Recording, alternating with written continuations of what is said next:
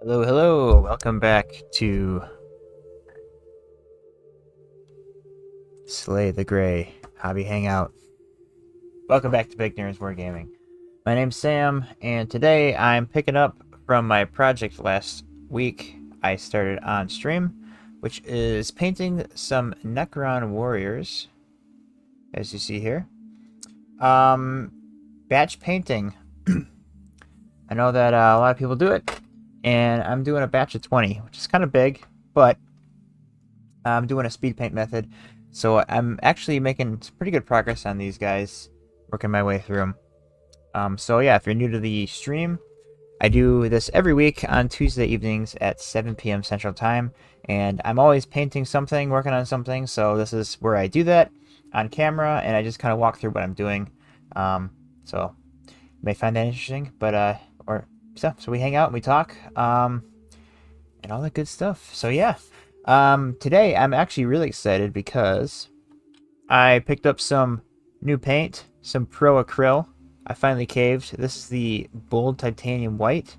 I hear it's the best white paint out there, so we will give that a test on these Necrons. I also picked up their whole metallics pack too, so I'll be looking forward to trying those out at some point. Alright, so we got 20 warriors. Since last stream, I did do some stuff off camera. Pretty minor, but first of all, I did the bases with the texture paint, and then I went over the darker metallics, like the shoulder blades and the head, with Basilicanum Gray, as well as the metal on the gun here. And then I also painted the wires coming out of their gun green, and I just did a little bit of brass scorpion details on these energy coils on the inside of their gun. So not a whole lot left to do on these guys, but I'm gonna do some power glow effects and just kind of bring them to life, and then finish off the bases. So that should be fun.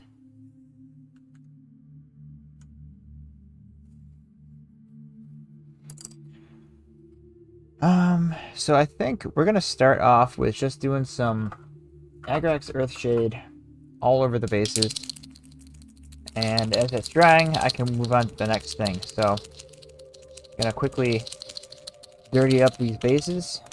Actually, scratch that. There are some rocks, and I'm gonna quickly paint those rocks with Mechanicus Standard Gray. So some of these bases have rocks on them, so I'm just gonna quickly get those painted up, and then we're gonna go on to the Agrax Earthshade. So I'm using my Vortex mixer. So far I'm pretty happy with it.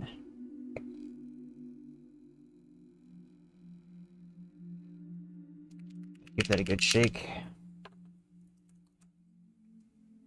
I'm just gonna grab a standard junky brush here and get started on that. Get some gray on my palette. Don't think I'll need a whole lot here. And we'll just grab the ones that have rocks. So this one's got a rock. A little bit of water. There we go. It's good consistency.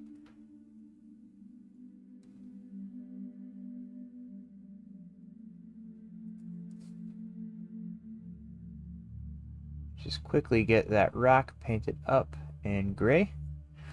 And on to the next one.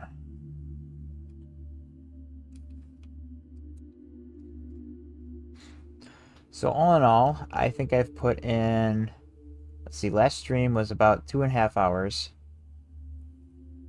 And then over the weekend, I did maybe another 2 hours. So we'll say about 5 hours or so into this batch of 20 warriors.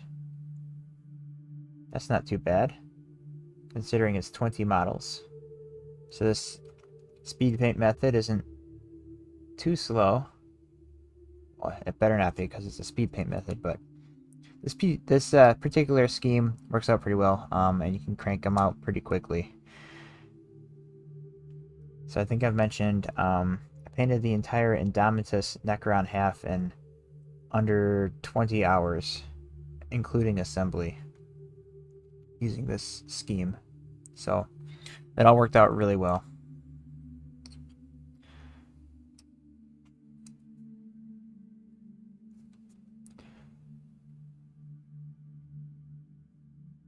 I have mixed feelings about some of these little basing bits that they put on newer models.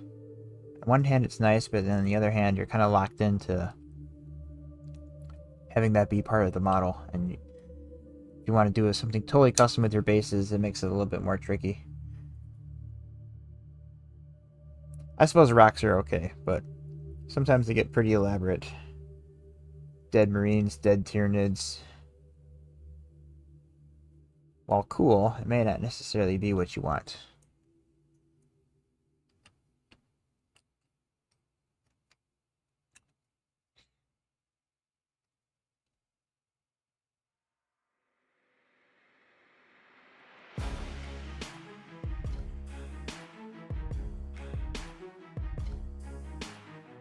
Also got my home internet upgraded, so the connection on the stream should be very fast and very stable. If not, let me know, and I will see if there's something I can do on my output settings here.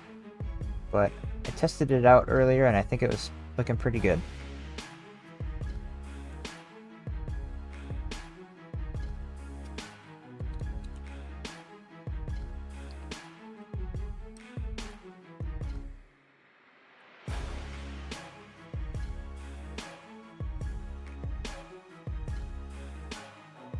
So something I need to get better at doing is periodically completely cleaning my brush. So I painted about almost half of these models already, little rocks. I'm due for brush cleaning, so I'm going to go ahead and do that real quick. So I'll help keep the tip on the brush and keep it from getting ruined.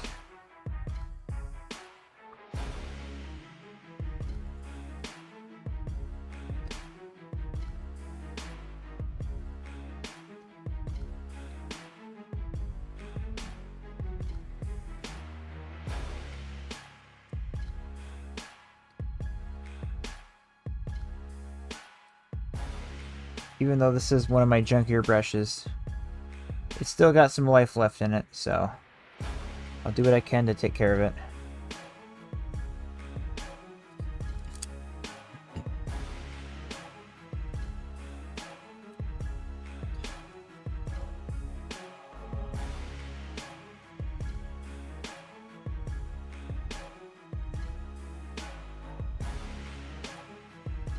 So over the weekend, I was at a swap meet, found some really cool stuff. I got some more Necrons, some Tomb Blades, and a Doom Scythe. So, looking forward to getting those built and painted up. Who knows, they might make an appearance in the Crusade series we're doing on the channel called Pariah Nexus.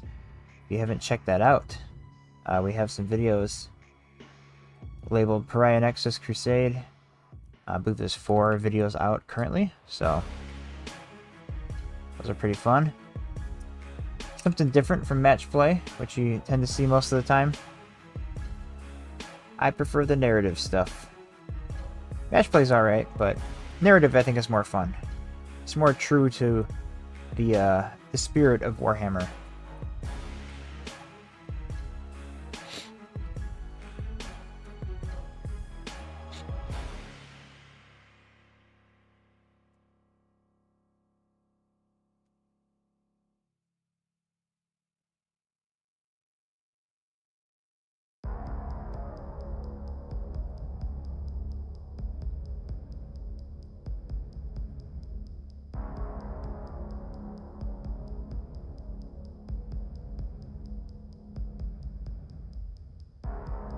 Hey Travis, how's it going?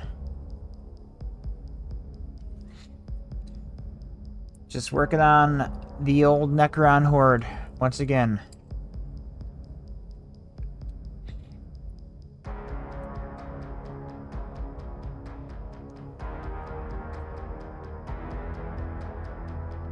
Did a little bit off camera over the weekend, but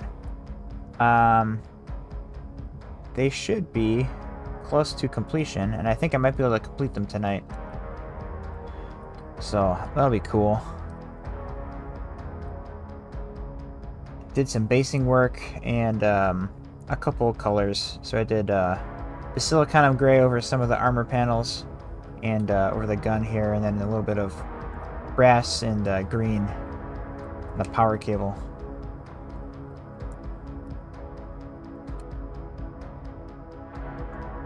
I'm also excited to try out some Pro Acryl paint today. I picked up the titanium white, so I'm going to use that in lieu of White Scar and Korax white. We'll see how well it works.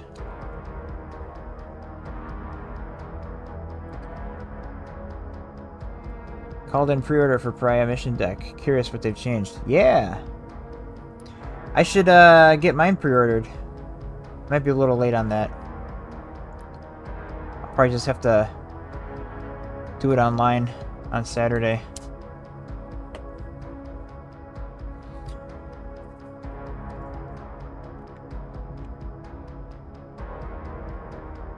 I've heard good things about Pro Acryl. Yeah, I have too.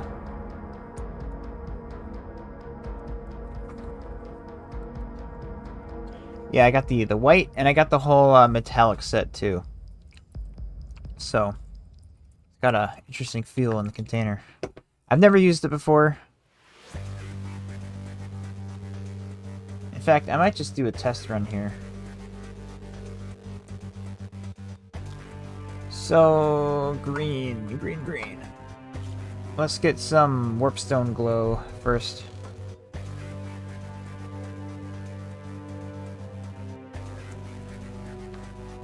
And I'm going to get that on my palette here, and go with a smaller brush.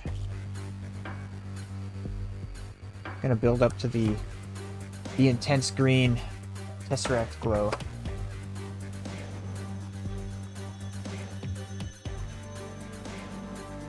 So maybe, I got this brand new Army Painter brush. A standard size. I'll give this a shot. So I'm just going to start with the darker green.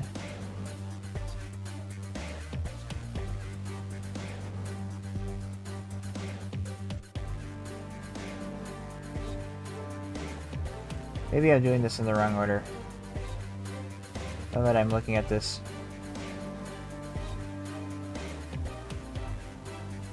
I'm just going to get some darker green along the outer edges here.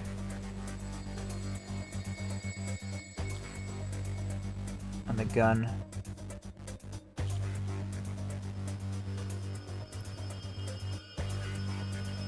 Kind of act as some object source lighting.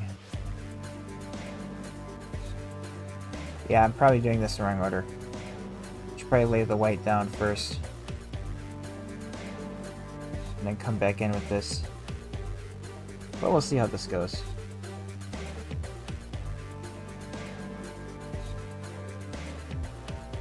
Add a little bit of green on this outer coil too. This right here is the best part about painting Necrons. The energy glow effects. Makes them come to life.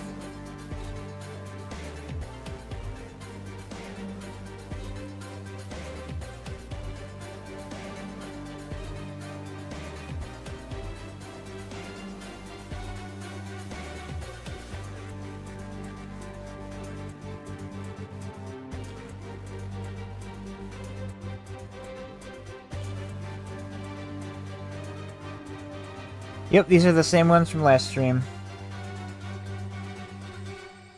I did a little bit over the weekend on them, did some on the base, but same set of 20. I'm hoping to get them finished today. That would be ideal, but we'll see. Don't want to rush them if they're not ready. But it is supposed to be a speed paint method, so if I can't do it quickly, I'm doing something wrong. So I got this bold titanium white pro acryl. I'm gonna give this a shot. Give it a good shake here.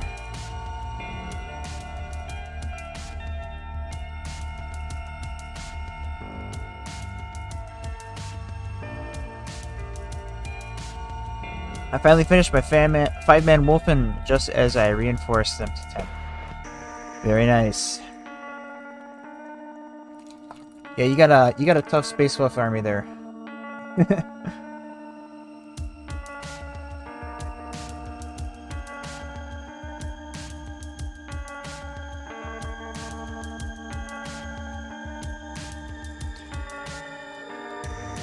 He's sealed on the inside. Yes, they are.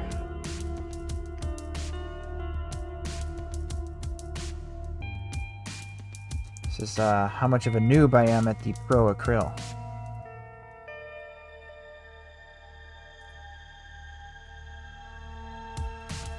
Just kidding. Those wraiths are mean too. Yes, they are. Those wraiths are very mean.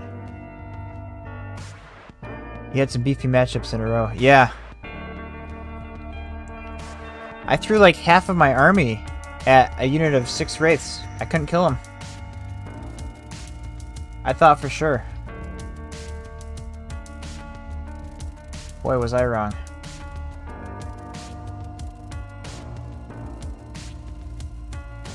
Hope they shook this up well enough. Oh well, we'll see.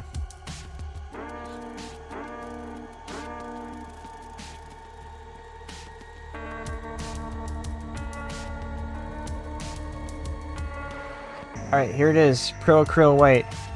Is this going to be life-changing?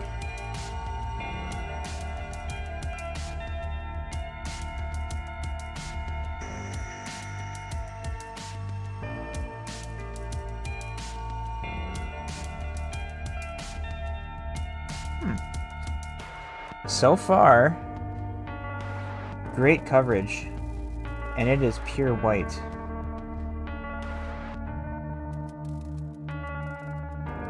Yeah.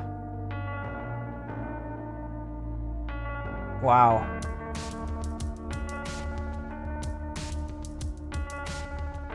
This is working out so well. I wish this is sponsored, but it's not.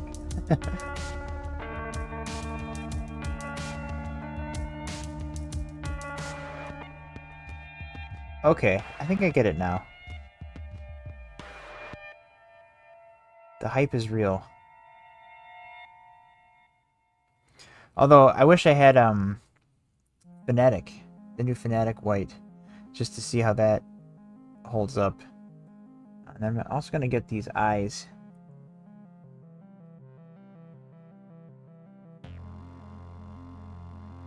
Do a little bit in his mouth. And he's got some wires. Looks like no major wires hanging out. And I'm just going to do a little bit on this power cable here.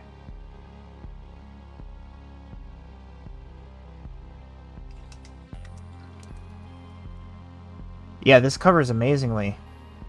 It covers like Korax White, but better. But it's the lightness of White Scar. I'm super impressed already. That's just one coat. Yeah, that's super nice. Wow. Alright, so I'm gonna get the Tesseract Glow next. I gotta light up one of these guys to inspire me to grind through the rest.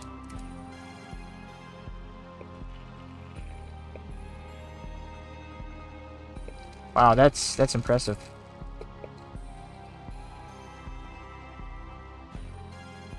I'm curious about their metallics now, because I've heard those are also good. And the metallic set also comes with this metallic medium to make anything into a metallic. Kind of fun. Wonder how well that works.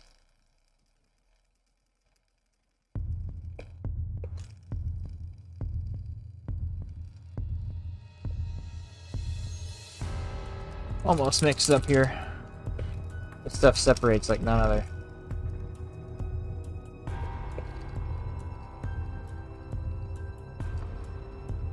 I do silver ink and colored ink to get any metallic color. Ah! It's like a metallic silver ink? That's pretty neat. I also picked up another hobby toy, or tool I want to try out. It's this, Tamiya panel liner and like a little ink pen. I figured that would help for panel lines on armor and stuff. So I'll have to give that a try too at some point.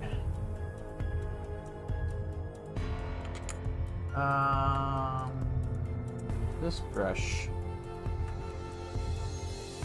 This brush is junky. I see people do that with the oil paints. Yeah. With that nice flowing properties. Just like goes right in the crevices. Just a little bit of green there and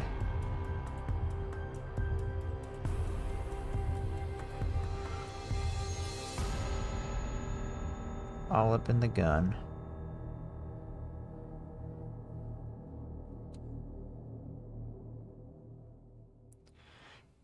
It's so simple, but I just love how this looks.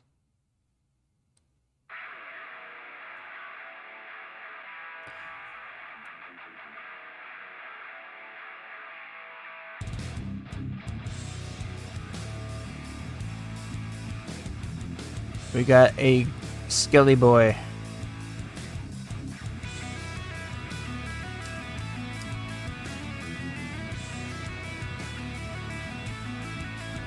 It's a bit much on his mouth. Let me try to dial that back a bit. There we go.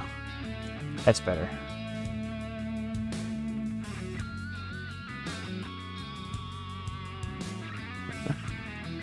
Checking out Odd Willows Friday with Collins. Ooh, nice. Odd Willows, it's a fun place. I've been there once. I played a game with Collins there. Yeah, it's a pretty neat store.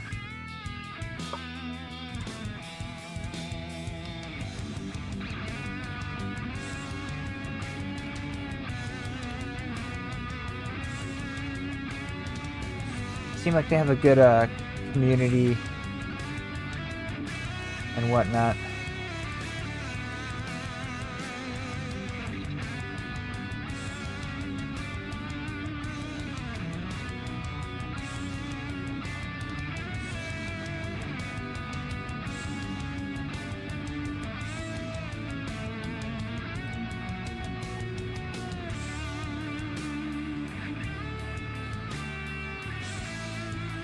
Yeah, the glow it's so simple, but it's so great. That's what the most fun part about painting Necrons is applying the glow. Oh yeah, speaking of glow, I did get some Fnatic effects. I got the like the orange glow and the blue plasma glow. I'm curious as to what that looks like too.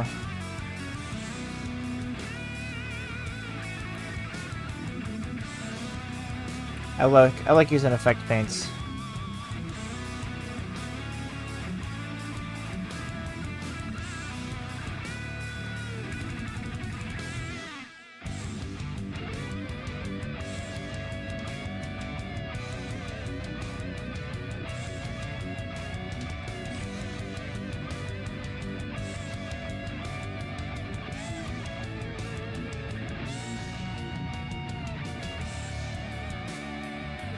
I think I'm using... Have you tried the blue yet? I thought that too. Oh, you bought that. I have not tried the blue yet. I could though. I could make something glow blue, just for the funs of it.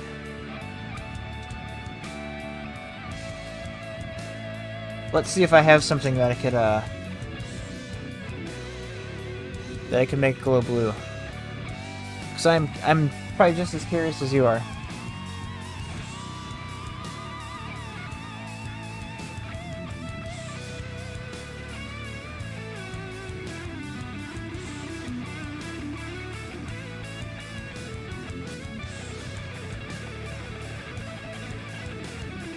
Thing over there.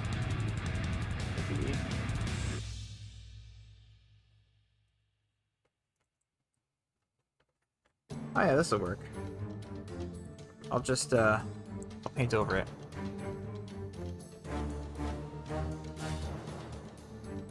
Or even better, is this an actual plasma pistol? It is. Yeah, I'll do this one better. This is a Necron tomb ship from Battlefleet Gothic.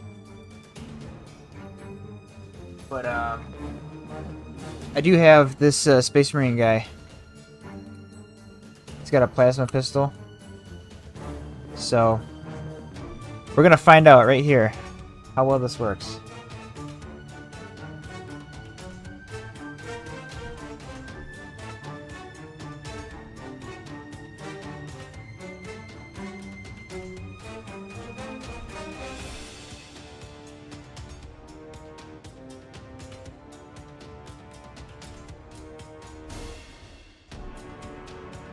Just gonna get that white base coat down first.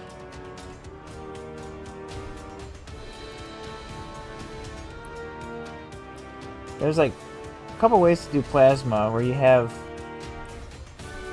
the white as the brightest in the recesses, and then you have the opposite.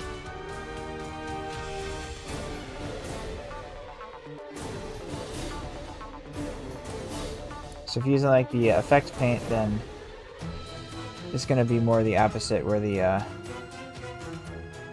recesses are going to be the strong color. And that's okay. Alright, I might need 2 coats of white here. I did thin this out on my palette. Meanwhile, let's get this plasma coil glow.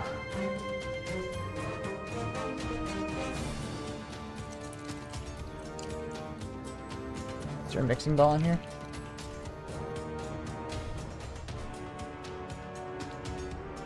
I don't know.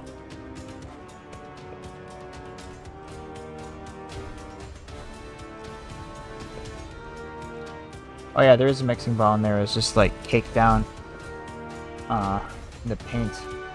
This is really separated.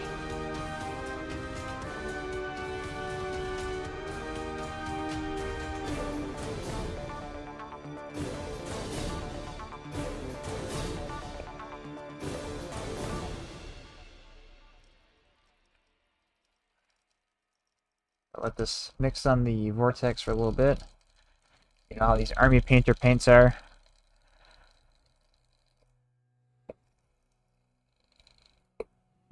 They just can't stay together.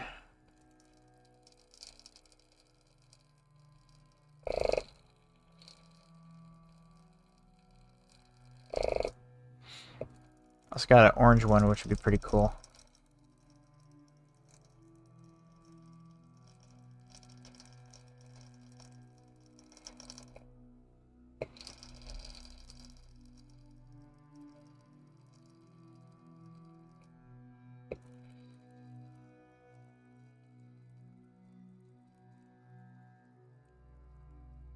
I can like see the paint mixing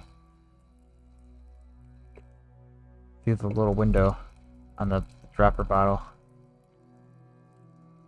Very separated.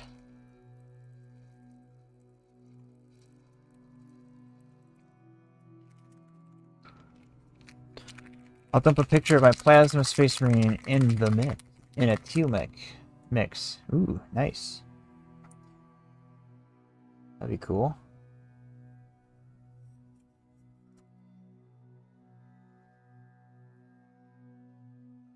Just gonna add another coat of white here.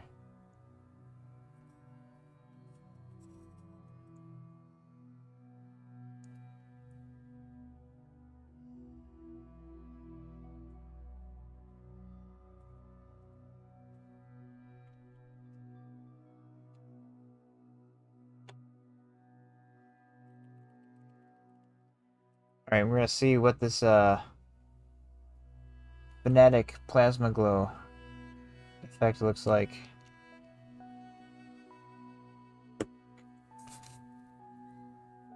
Make sure this is nice and dry real quick. Hair dryer.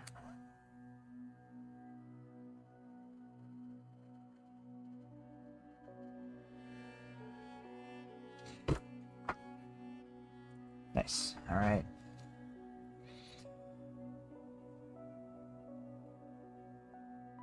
Are we going to be wowed or are we going to be disappointed?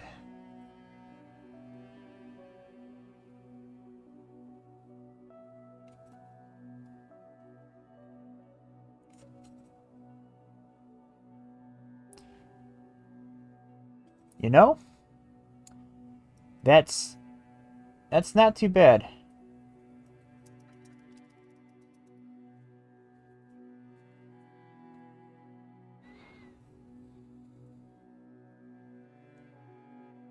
Probably zoom in even closer.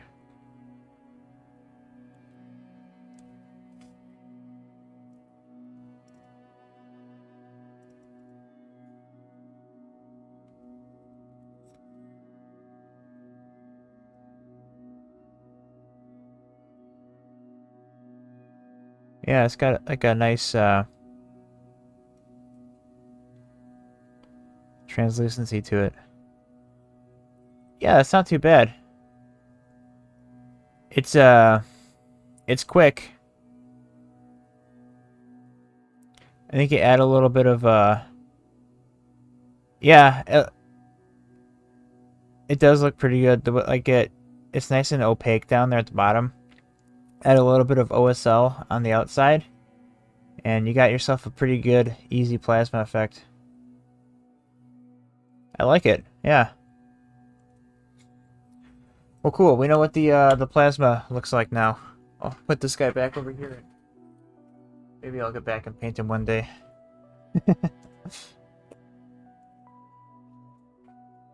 Yeah, I'm a fan.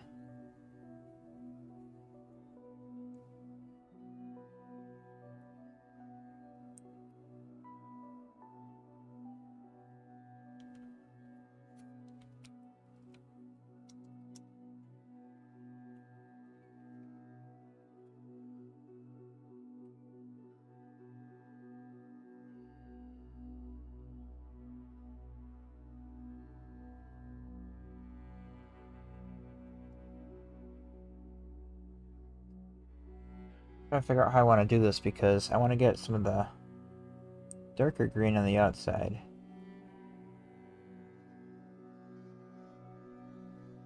I think maybe doing green and white worked out pretty well. So I'm going to go that route.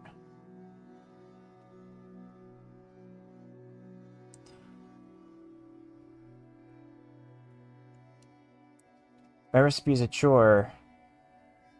White, then a contrast. Then bring the coils up in color to white at the edges. That way is faster. Yes.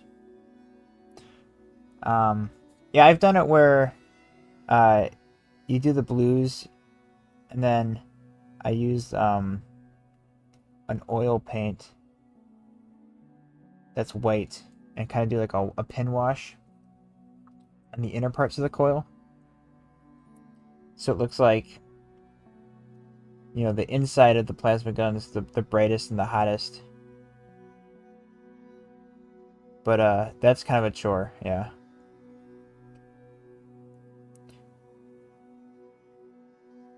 So if you're going for like a more display quality effect, then, you know, do that. But, you know, if you got guardsmen, infantry, or even like a squad of hellblasters, it's plasma guns. I feel like the blue plasma glow looks pretty decent, and it gets you there quick. So yeah, I'll be using that one in the future for sure.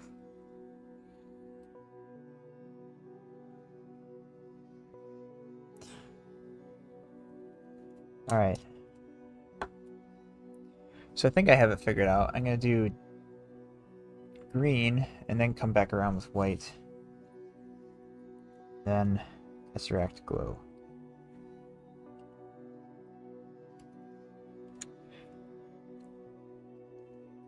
Speaking of chores, on to the chore. One Necron warrior at a time. You know, I might be able to speed this up. Maybe I can start dry brushing some of this on the gun.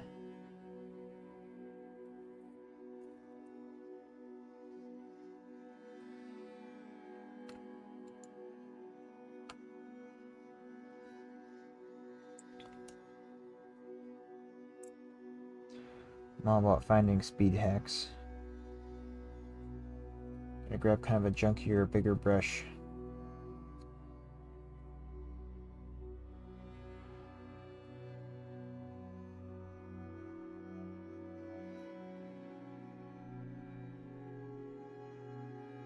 I'll dry brush some OSL.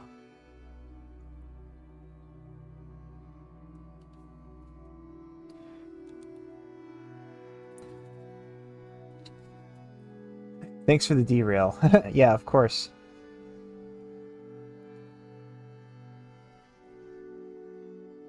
I was just as curious as you were. Let's not lie here.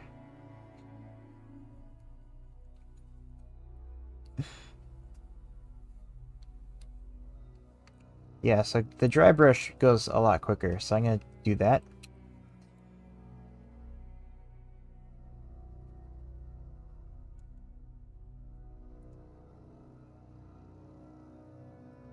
They're just warriors after all.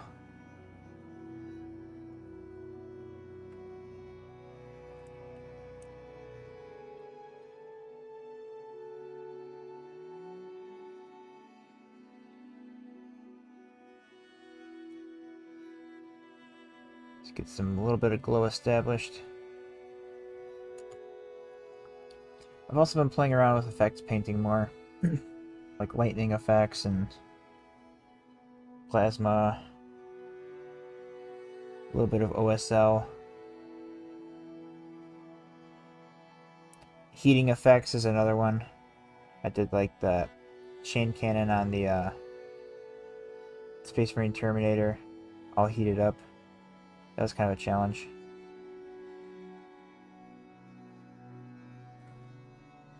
But fun.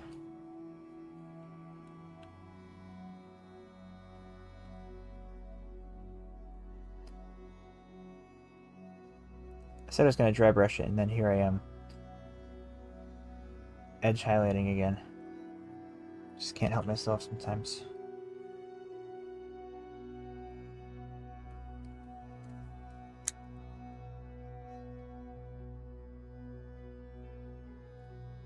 Yeah, maybe I'll do these steps in batches of 4, so it's a little bit more entertaining for the viewers at home.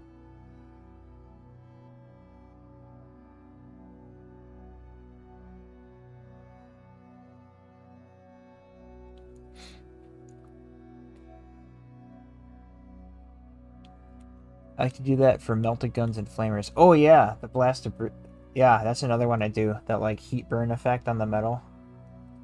It just adds so much to the look. But like the chain gun I did, it looked like it was red hot. I posted some pictures in the Discord a while back when I did it. Todd gave me like a 3D printed muzzle flash too. I glued on, so it's like blasting away and getting hot. That was pretty fun. Okay. Time for some Crow white. Let's brush off.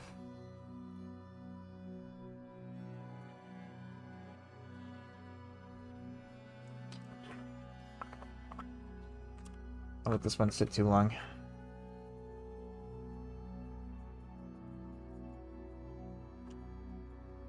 This brush soap works pretty well.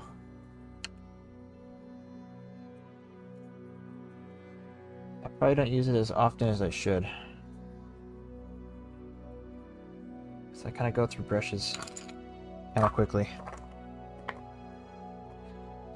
It's nice to see it's helped challenge me and try to improve. Yeah, same. I like to, if I feel like I'm getting too comfortable with what I'm painting, or if I have like a centerpiece kind of model, I'll try to push myself and try to do something different that I haven't before, or like try to take it to the next level. Like even just like edge highlighting on power armor, I've been working at really trying to improve that by doing like the layered build-up approach instead of going straight to the highlight color. So like you do it in like a 2 or even sometimes a 3 phase, because then that like color transition gradient just makes the highlight pop even more and look more natural. But that's a lot of work.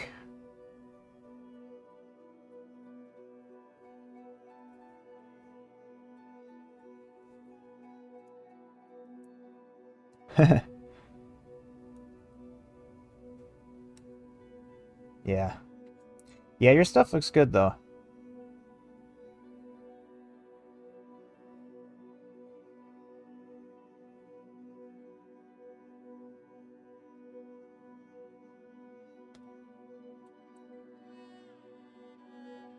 Yeah, this Pro Acryl white is pretty decent.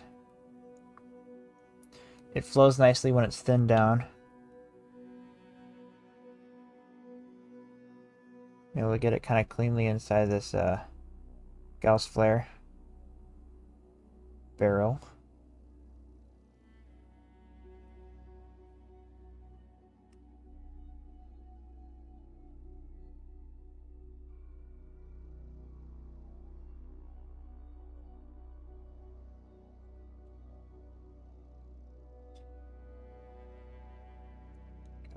Little dot the eyes.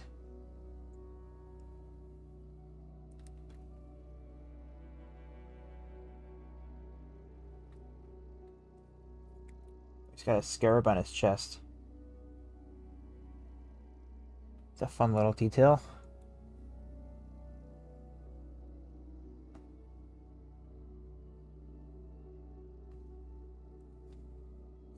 A little bit of energy going through the cable.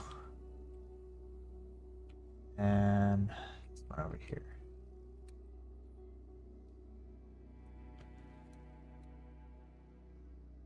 Yeah, some of those painting steps, it like takes a ton of work and effort, but when it's done and you know it looks so nice, so then you tell yourself it was worth it. And then when you have a whole squad that's painted up like that really nicely, you kind of feel like you've raised your bar, your standard. And then it's hard to go back and paint things to less of a standard. That's kind of been a challenge of mine, is finding the right balance between quality and actually finishing things.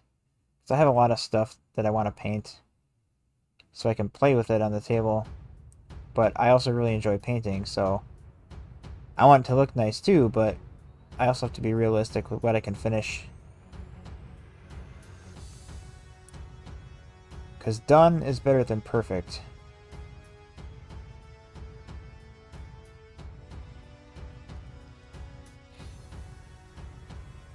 Or like I have some particular armies I have where I paint them to a higher standard. So, like the Gene Stealer cult, for example, they take forever. But they look really nice. But unfortunately, they're kind of a horde army. Hey, looks like you're making progress. Hello, Squid Burger. David, hello again. Welcome. Nice of you guys to join us. Yep, I'm continuing the Necron Horde once again.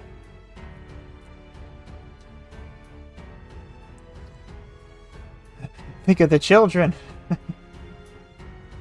Yeah. You should be happy to see this, David. I got some Pro Acryl. Finally. And it does not disappoint. I'm pretty pleased with it so far. It's got great coverage.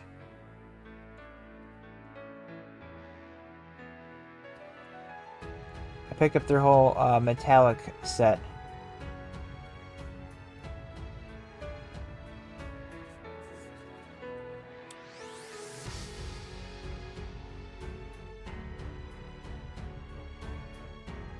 The metallics are a dream. Never tried that kind of paint, but I want to. Happy dance, yeah. Yeah, so my initial thoughts. It has the coverage of Corax White, but it's got the intensity of White Scar. And it doesn't like separate on the palette like Corax White does. In my opinion, the best around. Yeah, I'm pretty happy with this. Oh, and then also, we got off on a little tangent. I picked up the plasma coil war paints, and I had this lieutenant with plasma rifle that we tested it out on to see what that looks like. If I can get it to focus. Yeah, that turned out pretty nicely. So that's a really cool effect color. I also have its orange counterpart, which I'll have to try out sometime. Maybe like some lightning or something. Yeah, this plasma coil stuff is really nice. I like it. That's my first Fanatic paint. And I picked up a leather brown Fanatic to try out at some point. I want to get more, but I have so many other colors and Citadel colors that I can't really justify buying the exact same shade of a color in another paint brand.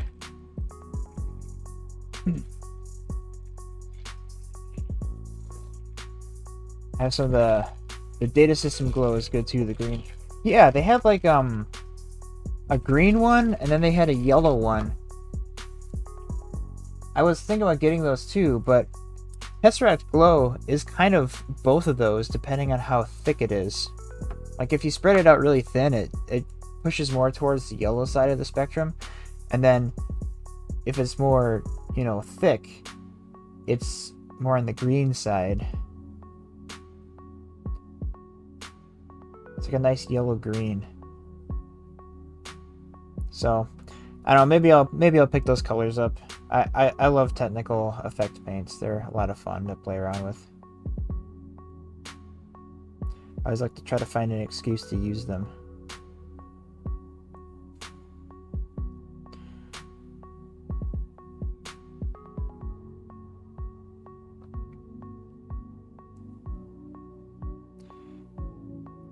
I don't believe I have a single plasma gun in my sister's army. Yeah, but you probably have a lot of Meltas, right?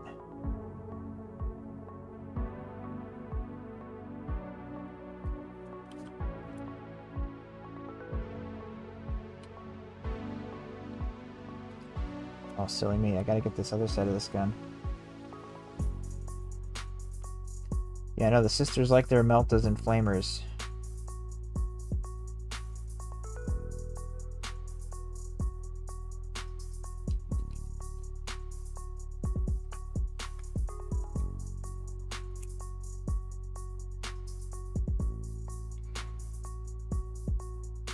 So when I finish this unit, I'll have 60 Necron warriors. Then once I get my other reanimator built up, oh man, that's gonna be nasty.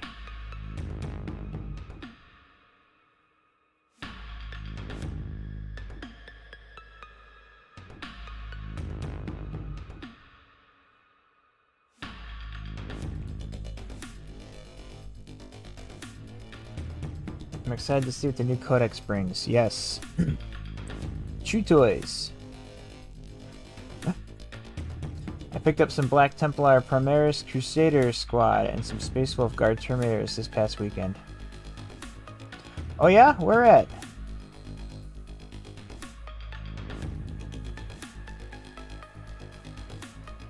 I went to a swap meet over the weekend. I got a lot of really cool stuff. I got like some Necrons. I got an Eldar Wraith Knight. Pretty cheap. Along with an Imperial Knight for pretty cheap to add to my Imperial Knights army that I have to get around to paint. Is at a hobby shop. Nice. Yeah, there's a group by me local to me where they, every like 6 months, we all get together and there's like a big swap meet. And, you know, we're all a bunch of serial collectors, so there's a lot of good stuff that goes for pretty cheap. I also got some more of that like Death World forest terrain, all unpainted, but I'll have like a whole table's worth of Death World trees. I think that'd be really cool.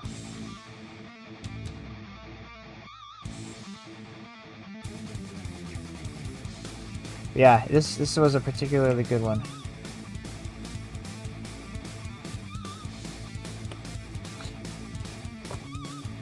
Gamers Guild here in Arizona.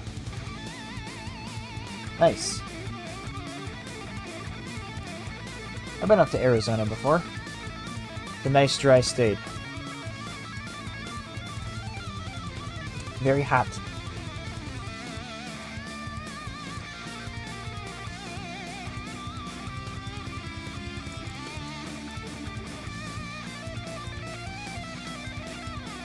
So I'm going around with a warpstone glow. Kind of build up the green a little bit before I go straight to the intense tesseract glow. So like around here on the gun.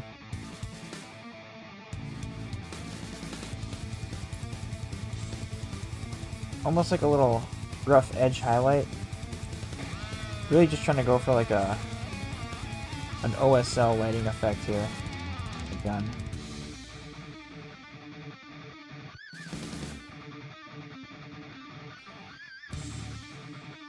Trying to be kind of clean, but not super neat, because it is just light glow effect, so it doesn't have to be perfect.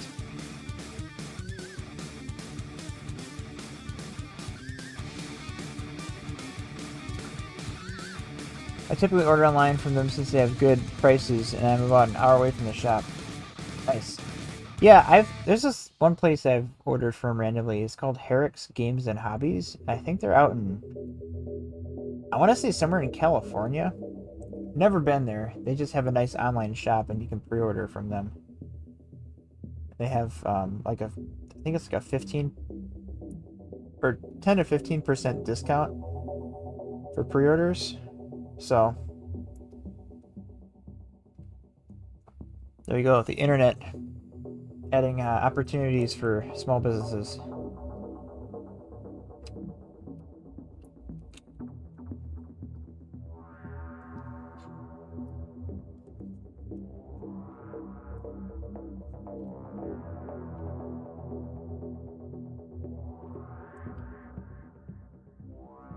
I'm so sad I missed it this time. Well, Travis, the next swap meet I know is said to be, I heard that the guy who organizes it, he wants to have it in the basement at that venue, which has more table space. So I think it's going to be bigger and better. Well, hopefully it is. It seems like this was the most busiest I've ever seen it. So it seems like the event is gaining in popularity.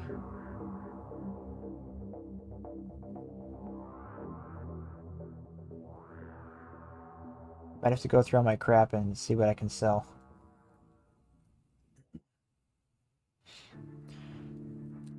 I scooped an Eldar Combat Patrol for 115. Wanted most. The Wind Rider is basically a free Wraith Lord, Farseer Guardians. Yeah, that's a really good Combat Patrol. Like, if you have an Eldar army, you can use everything in there.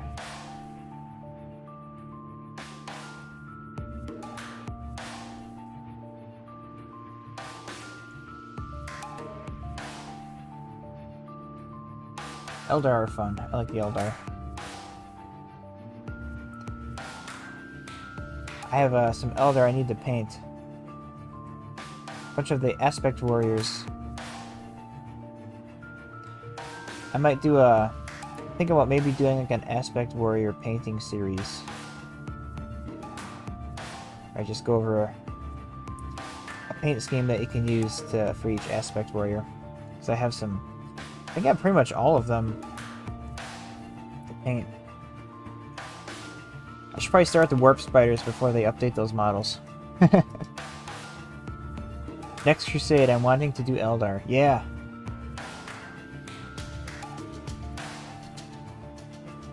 Yeah, I'd be all for doing back-to-back Crusades. Or like maybe waiting a month or two and then doing another one. Maybe in the Pariah Nexus or something. I'll probably bust out my Gene Stealer cult. They're always fun to crusade with.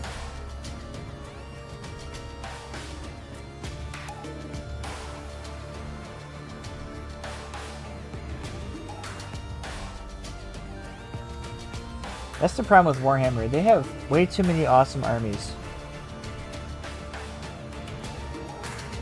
So I want to play all of them all the time.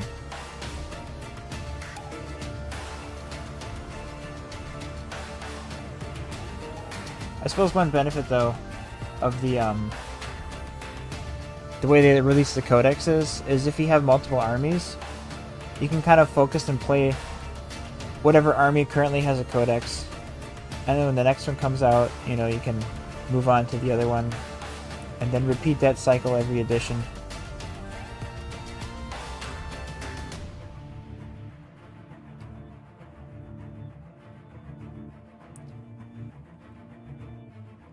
Like, I suspect I'll be playing a lot of Eldar towards the end of 10th edition, or whenever they come out with their codex.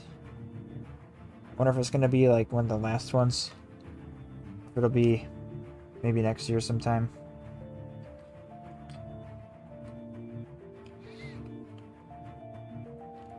Green Knight's next, I think. The baby carriers are so cool. They're polarizing.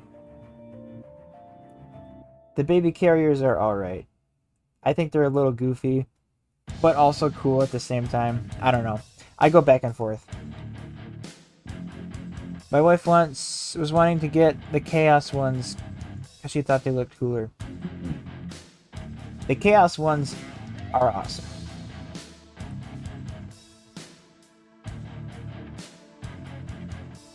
Yeah, I want to get a Chaos army at some point. I've been kind of acquiring some Black Legion stuff. None of it's put together or anything.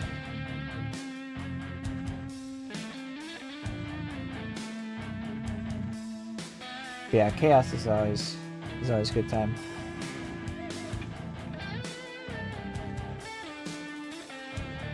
Higgy. The baby carriers are hella cool. Oh hey Higgy, how's it going? Nice of you to join us tonight.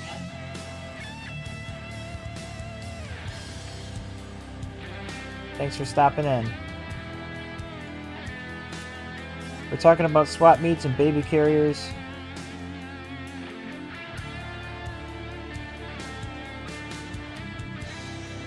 Higgy knows what's up. Yeah. See, the problem...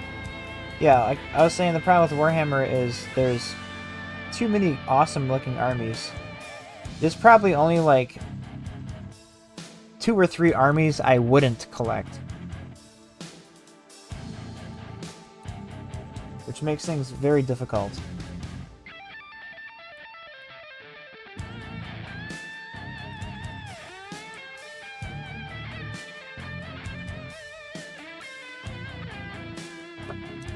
It's the challenge.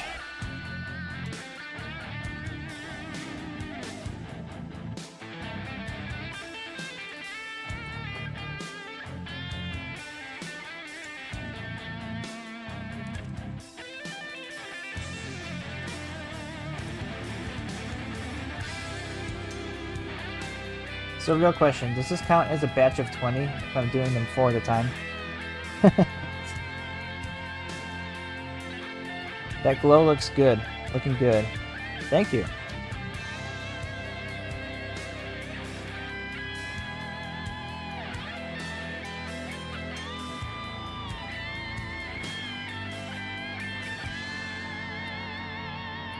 Yeah, so I'm using the Pyroco white here, and I just have it really thinned. so that it just flows into that little circular area around each of these power orbs. And then I'll go back in and just touch those up so we get some nice coverage.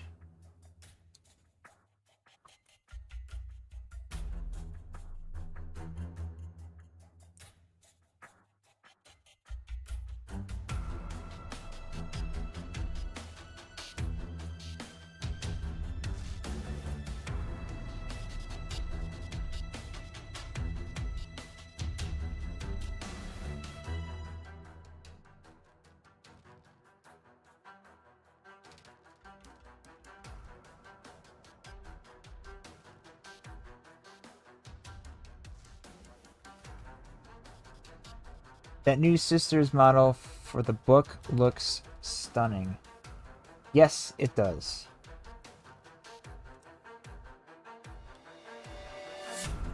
That's like a model you buy, paint up just for the heck of it. Very cool model.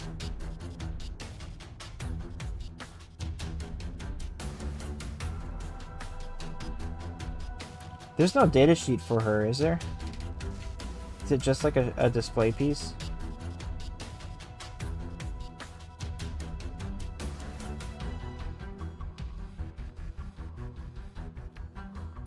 It's kind of like the Eisenhorn model they did a while back.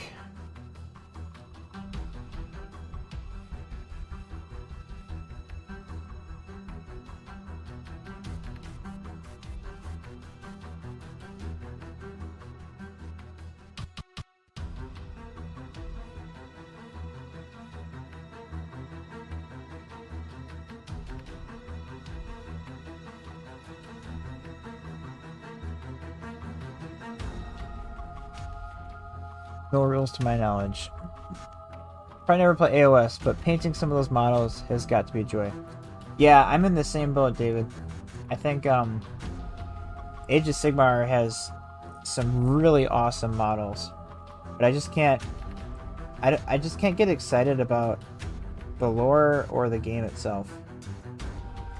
I feel so heavily invested in 40K.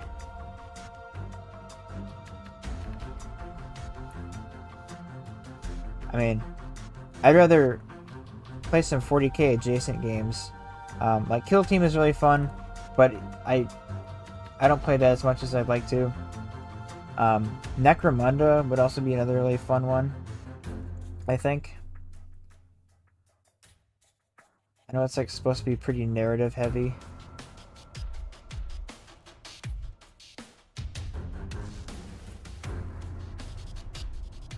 And I just love the idea of these like stacked up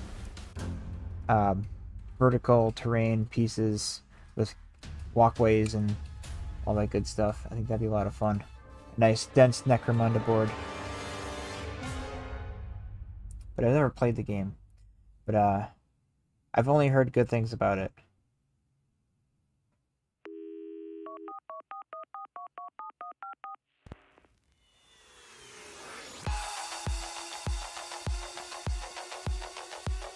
But yeah, Age of Sigmar, they got some really nice looking models. Like the dragons. All their elves are pretty cool. Although I'm not too crazy about the forest elves on the giant bugs.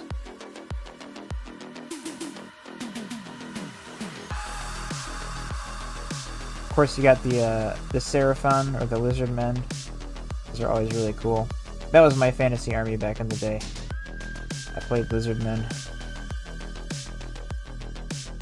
back when I was a wee lad. I just got a non-Warhammer skirmish game called Majestic 13. Huh. What is it? Like a sci-fi?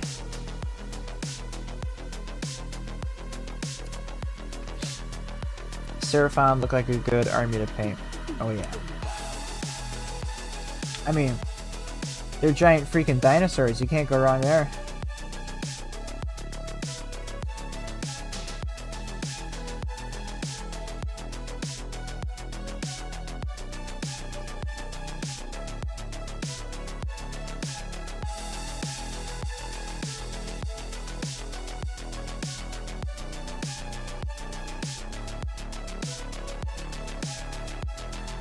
kind of an X-Files-ish alien hunting game.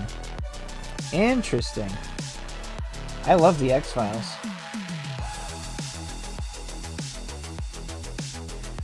My wife and I were watching the X-Files on Amazon, and then suddenly Amazon decided to take them off of their freebie service. Now you have to buy or rent the seasons, so I guess we're not watching X-Files anymore. Kind of sad.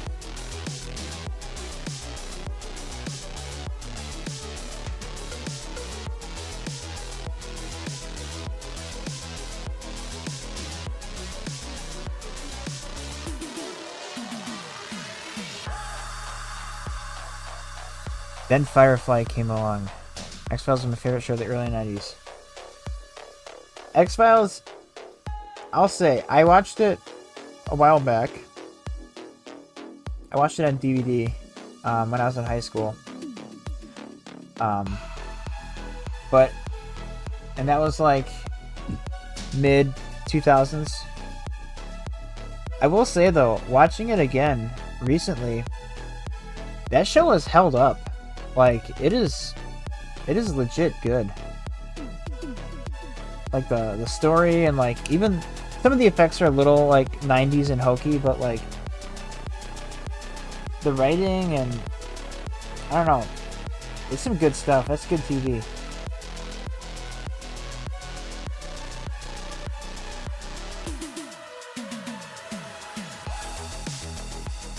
It's one of my wife's favorite shows back then. Yeah. And I was introducing my wife to it for the first time when we were watching it. We got all the way to season 9. And then they took it off Amazon. So I'll have to figure out where I can watch it and finish the show. And I never saw the new seasons of it that they did back in like 2015, 2016. Like the reboot seasons. I think they did like 2 of them.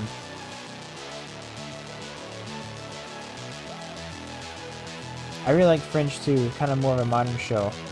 I think Fringe was also made by the same, it was the same producer or same creator. What was his name? I want to say Vince Gilligan, but no, he's the guy who did Breaking Bad. I don't remember. But yeah, I know that Fringe had the same. Chris Carter, thank you, Chris Carter. That's the name I was searching for. Yeah, I know he did Fringe and X-Files. I watched a little bit of Fringe. It was pretty good. It didn't quite hook me like it did, like X-Files did. I don't know, maybe I'll have to give it another go at some point. It's just so many things to watch nowadays. But yeah, I'm gonna try to see Furiosa this weekend. Heard it's not doing well in the box office, but I heard that the critics actually are saying good things about it. I don't know. I like Mad Max. I'll give it a watch. See how that goes. And then there's also a new Alien movie coming out in August. I discovered today. Wasn't aware of that.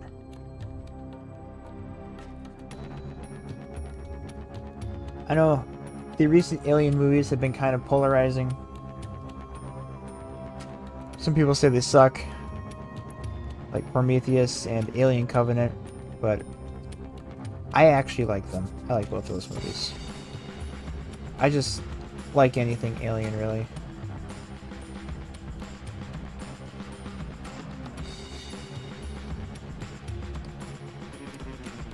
It wasn't horrible, but not as good as Fury Road. And that's kind of what I would expect. Like, even from the trailer, I saw that it looked really heavy on the computer graphics. compared to what, you know, you saw in Fury Road with all the practical effects. But it looked like it could still be good. So that's kind of what I'm expecting, is it's going to be entertaining and good, but not as good as Fury Road.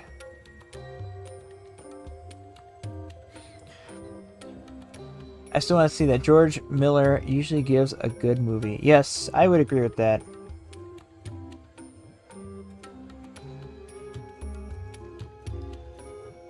It's kind of one of those legendary directors. He's really old now, isn't he? He's like... Is he like 70? Still making movies?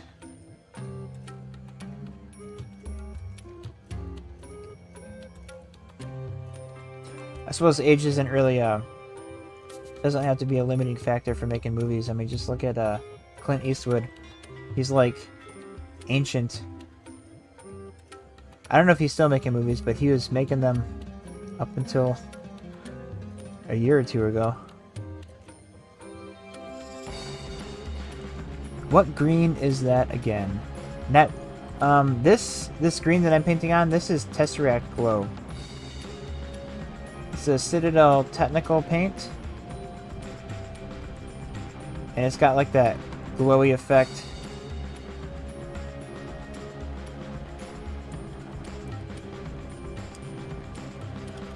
And you can see it's like yellow green. It's a really nice color. But I'm like building that up over so I start with a dark green like Castellan on the like the power cable there, and then I'll layer up a little bit of Warpstone Glow to build up the green, and then, you know, go back with the white, and then lastly the Tesseract Glow, and then they all just kind of blend together and you get a really nice contrast gradient effect.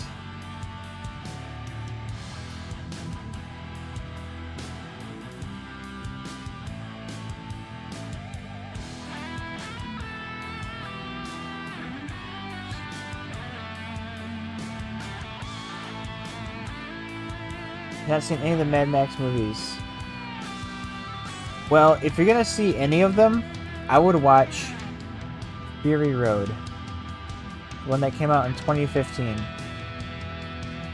And then if you like that one, I would watch Mad Max 2 and Mad Max 3. And if you really like those, I would watch Mad Max 1. Mad Max 1 is it's kind of rough, not gonna lie. Yeah, Fury Road is just visually good. It's, yeah, the whole movie is like a visual spectacle. It's amazing. A lot of the cars you see in that movie, they actually made and crashed and destroyed. There's a ton of practical effects, and it's like just like kind of bare bones filmmaking. And it kind of like deconstructs everything that you see nowadays in movies, where everything's kind of over the top computer graphics, but this one's like over the top practical effects. It's really quite something.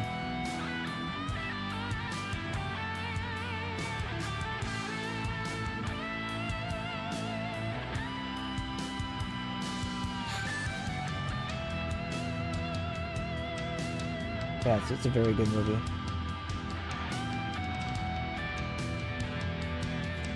Clint Eastwood movies. Unforgiven was amazing. I don't think I've seen that one. I have seen Gran Torino, Flags of Our Fathers, and Sands of Iwo Jima. I have not seen either of those. I've heard of Flags of Our Fathers. I heard that was good. Those are all Clint Eastwood movies, right?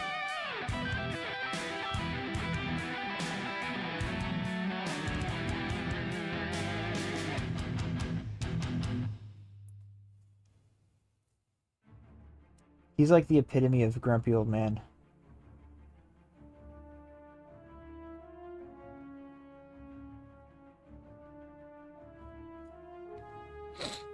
Yes, sir.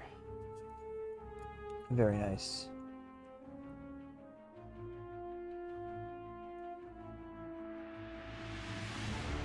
But yeah, he's like ancient. He's still making movies. Maybe. I don't know.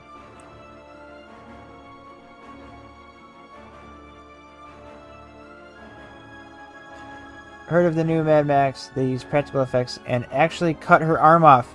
Actress really committed. Gave Anne Hathaway a run for her money and lameness.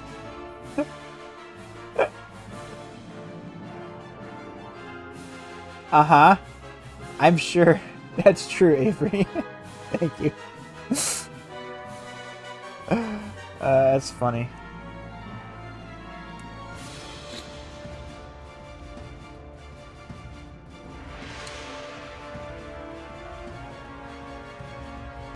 Clint is 94. Wow. 94. See, that's a good example of use it or lose it with the mind.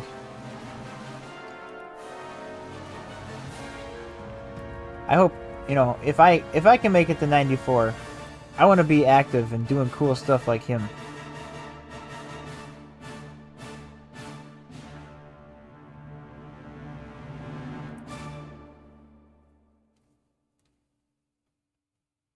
They happen to be in one of the Resident Evil women movies to one of the stunt women. Oh, really? She lost an arm?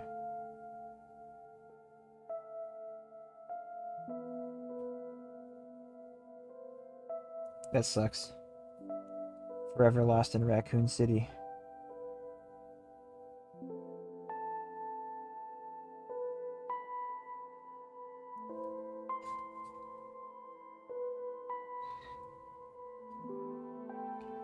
Yeah, stunt work is dangerous. There's like that one Harry Potter stunt guy. He got injured and paralyzed.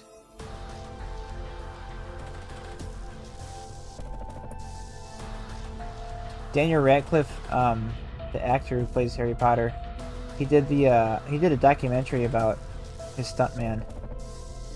It's pretty good.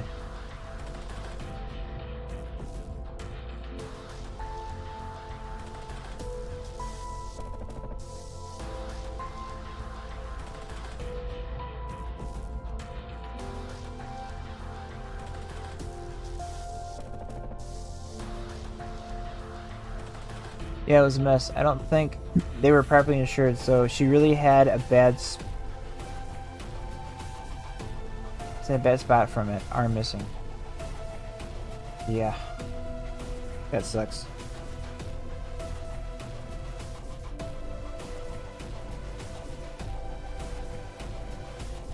So much stuff goes into filmmaking, you kind of take it for granted.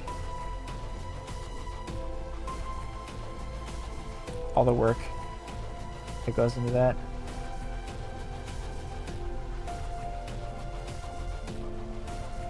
Pretty wild.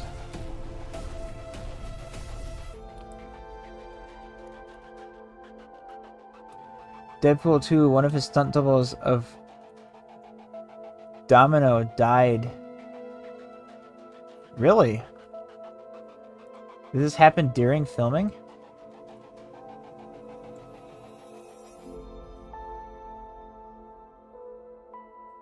That's crazy.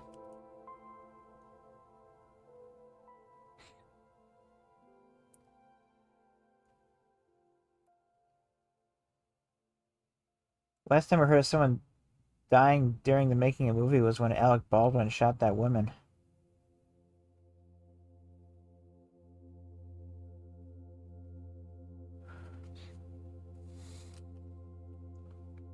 Yes, they had to change the ending. Was a motorcycle scene. Oh man. That's crazy. That sucks.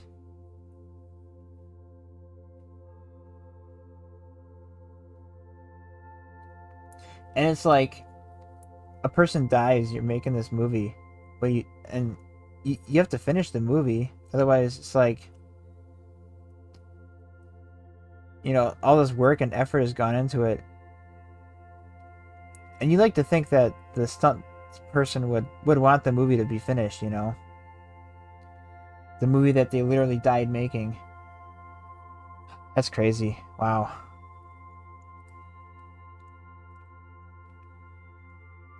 Stuntwoman Joy Harris died in a motorcycle accident while filming Deadpool 2 in Vancouver, British Columbia. Harris was doubling as Domino when she lost control with the bike. Oh man. Accelerating instead of stopping. Oh man. Oh, that sucks. That's rough.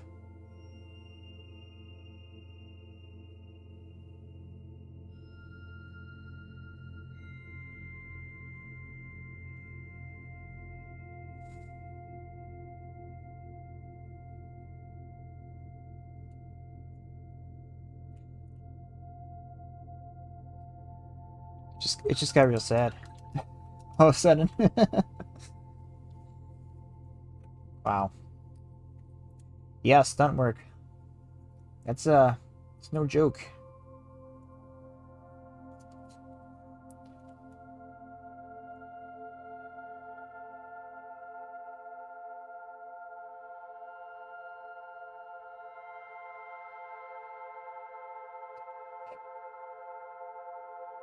I remember Brandon Lee died on filming The Crow. Oh yes, that's another famous filmmaking movie death.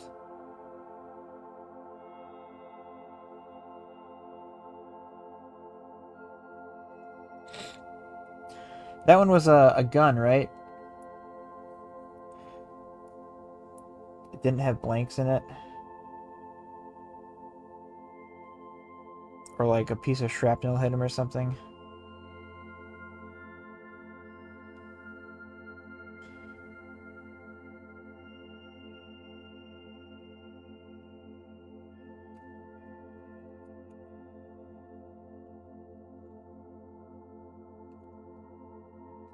Think they use mostly practical effects for the Warhammer show? Probably not. It's Amazon. It's gonna be computerized up the wazoo. I'm also expecting it to suck, so if it doesn't suck, I'll be pleasantly surprised. We'll see. Although, I think I mentioned this previous stream, but the Fallout being so good on Amazon kind of gives me some hope for Warhammer. Maybe it will be good too, because we all know Rings of Power was just trash.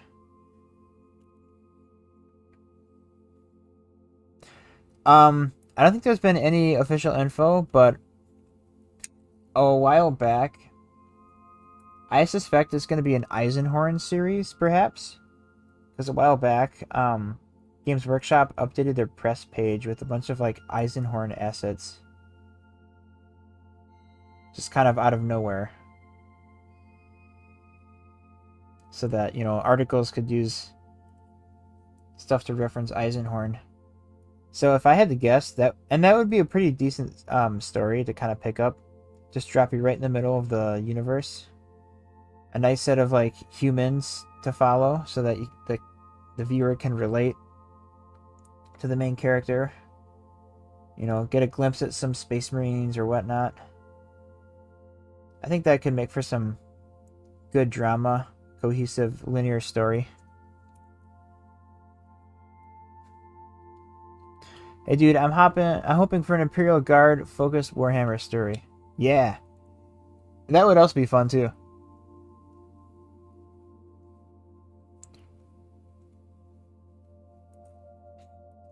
Oh hush, Rings of Power was slightly above unwatchable.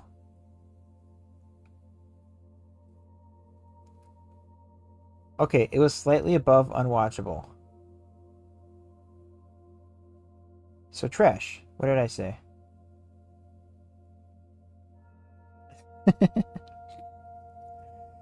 As long as they don't deviate too much, in my opinion. Yeah, I agree. And that's kind of what I worry about. Kind of like what Netflix did with The Witcher. I feel like they had a really good thing going, but the writing just deviated a lot from the books, and I don't know. I lost interest in it. And I really wanted to like it. Rip The Witcher, yes. I couldn't watch Rings of Power. I Yeah. The first episode of Rings of Power, I was like, okay, this is interesting. We'll see where this goes. And then by like the third episode, I was like, I don't think this is good. But I did watch the whole thing. And I don't know if I'll watch the new season. Guess depends on what's all going on in my life.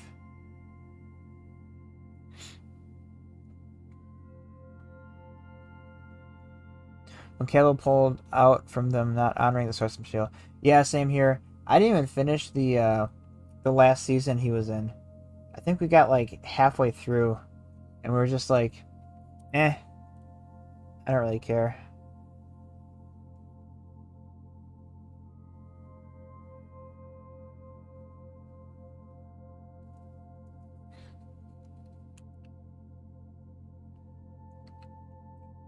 I think if they don't piss off Caleb too much, well, Warhammer show has hope.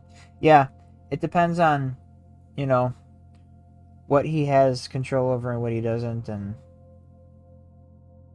I could see some Amazon executive just like inserting themselves and rewriting a major story element or something, just not really understanding the source material and not really caring. But I mean, Warhammer nerds are pretty passionate when it comes to the lore. So I feel like they're a crowd that Games Workshop doesn't want to piss off.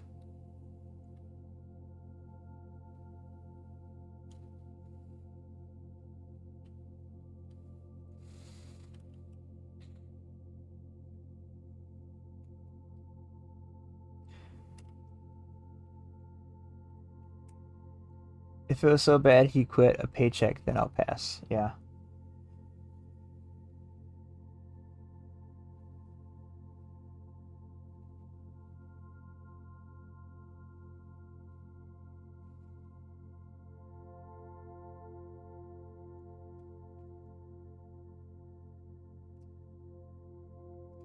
Yeah, I have a hard time knowing what's true and what's hearsay when it comes to that kind of stuff. Because it's like, officially they can't, like, go, they don't go out, like, talking crap about their previous show because they still want it to be successful because they have, like, media connections and whatnot and friends, but I don't know.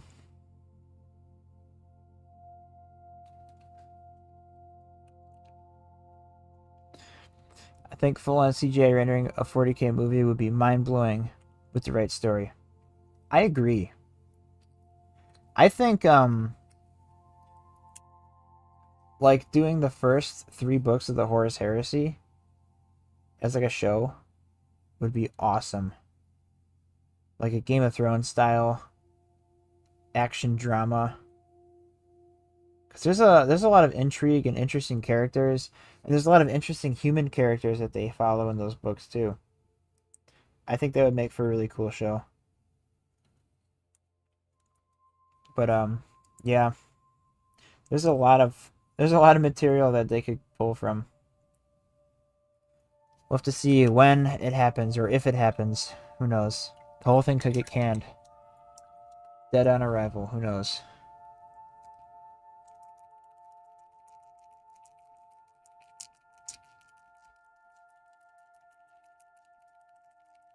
I think a full-on CGI rendering. Oh, not sure if it would work with the same with an AOS movie.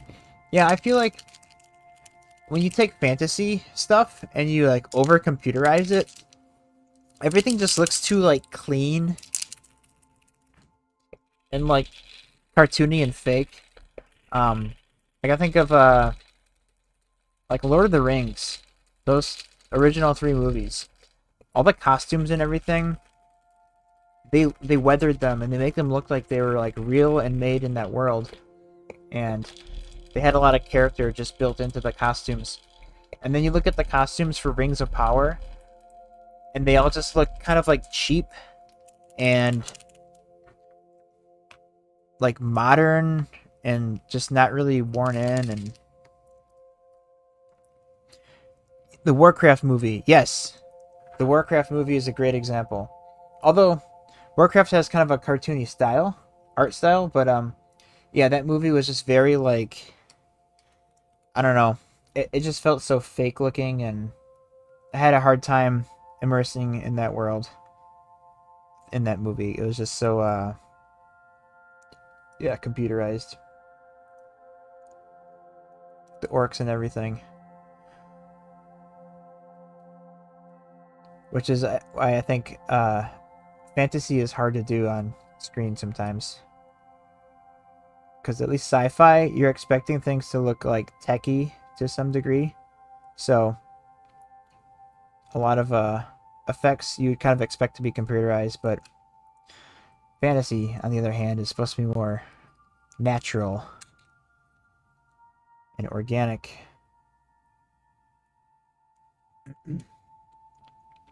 The live action orc chick was unbelievable.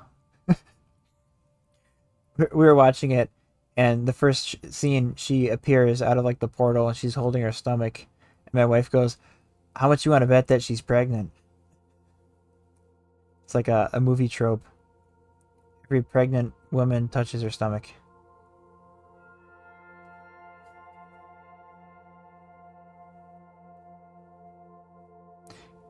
But yeah, that movie was meh. It wasn't horrible, but it wasn't like good. It was a movie that I watched.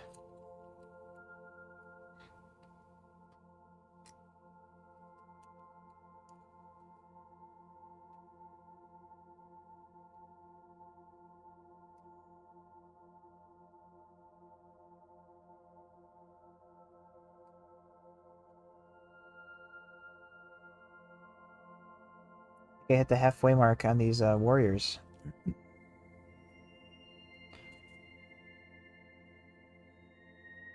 We're cruising along, folks.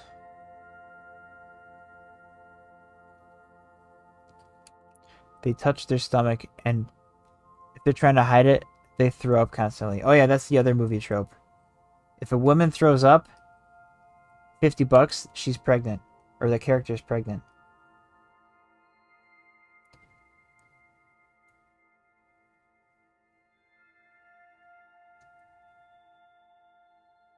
If you see a woman character throw up more than once, 100% pregnant.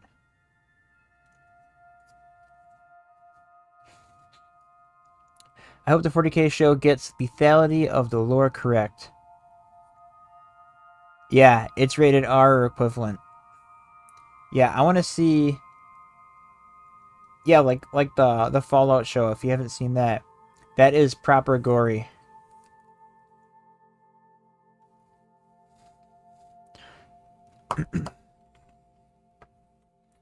Or you're watching the wrong kind of movie.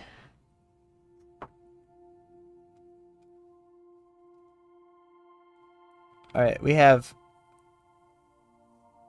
8 more Necrons to go on the power.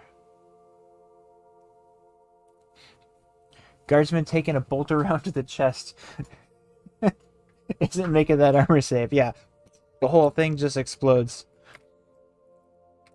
Also, a bolter shell is like the size of a soda can.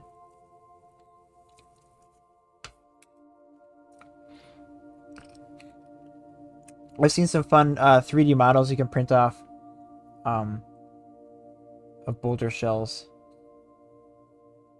I want to say I've seen one that you can put over a soda can.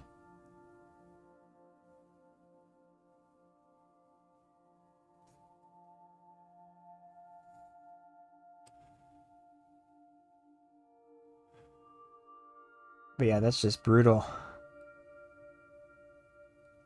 I want to see a big space marine and just see how terrifying they are.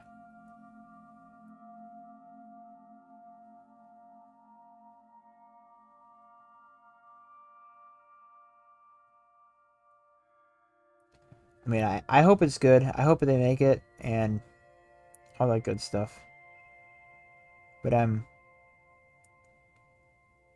also trying to manage my expectations.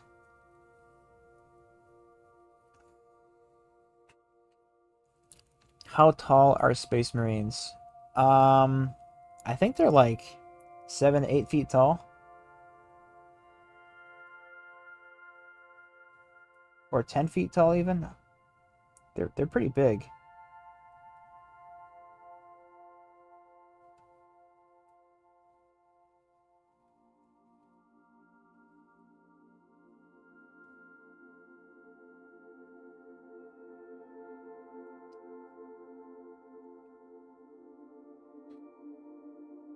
Not in armor. Yeah, in armor they're even bigger. Like the big Space Marines that they have at Adepticon. Those are supposed to be life-size, right? Because those are huge. Like the big statue.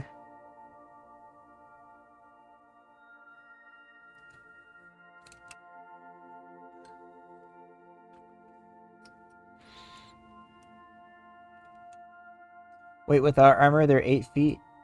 Yes. They're massive.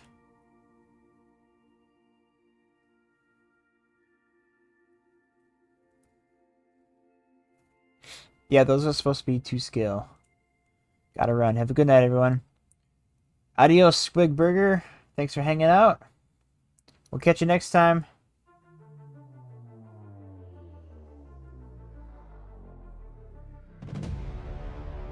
Be sure to paint your minis.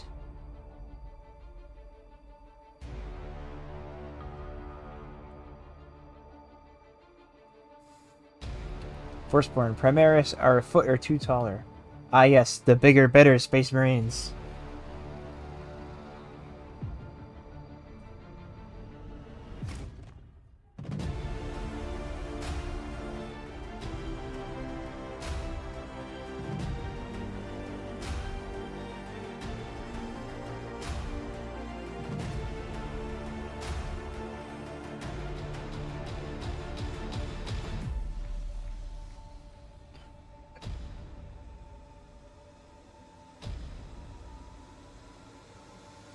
Yeah, Primaris are big.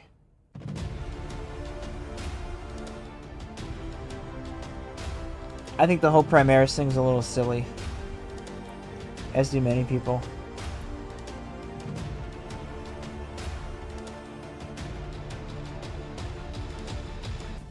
Like, they could have just updated the model and said, like, these are Space Marines.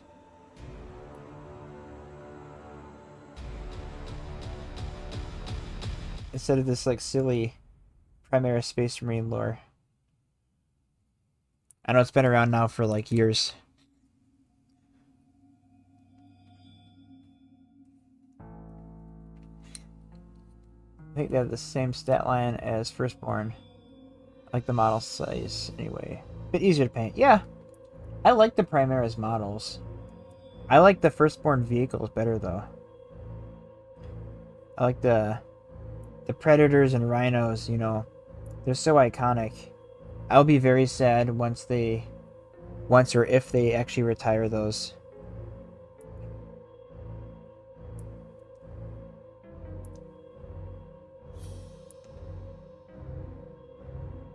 Kind of like how they retired the old Dreadnoughts. They're so iconic. But yeah, they kind of brought back the old Dreadnought style a little bit with like the Ballistus Dreadnought. So, I don't know. They're trying to phase stuff out but also like refresh it while also staying true to the older style. So I don't really know what they're doing.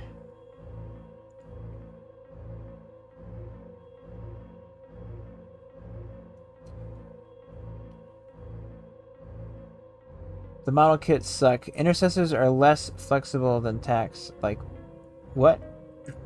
Yeah.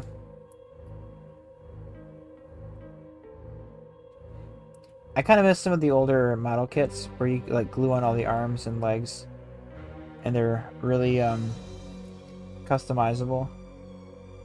Although, on the other hand, the mono pose stuff, some of the poses are really cool and really like dynamic. I don't know. I go back and forth. Like, take these Necron warriors for example.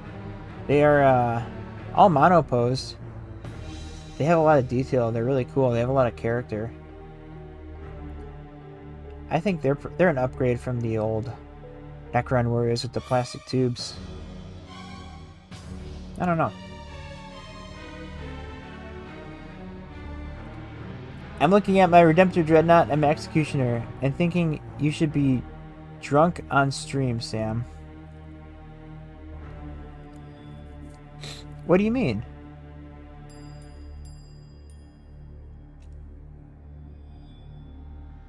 Did I say something untrue?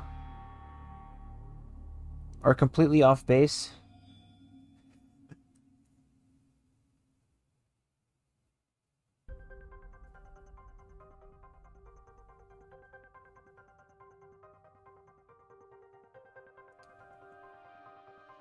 Are you thinking that the Redemptor Dreadnought is cooler than the old Dreadnought? Shouldn't be. Oh, thinking you shouldn't be drunk on stream. I don't know, man. I like the old classic boxy dreads.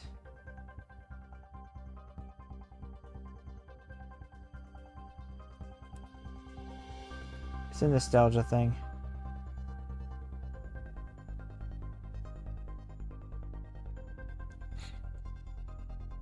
The new dreads are way cooler. Well, agree to disagree. No, the new dreads are cool. I'm not saying they're not. The hover tanks is kind of mainly where I think the vehicles are lacking. Like an Impulsor and Repulsor and Gladiator. I mean, give me a Land Raider, a Predator, and a Rhino any day. I will say that the new Primaris land speeder thing is pretty cool. Whatever it's called. Like, it's probably got some silly name like Instigator or Backpedal. No. Box dreads are better. Firstborn vehicles are better. Primaris Marines are okay. I love the Tactical Marines. I just wish they were a little bit bigger. I want Tactical Marines in Primaris scale.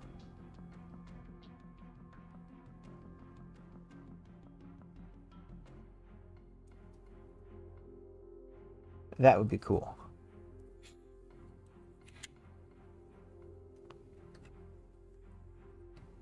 That we can agree on. Just print them. Yeah. 3D printing is nice.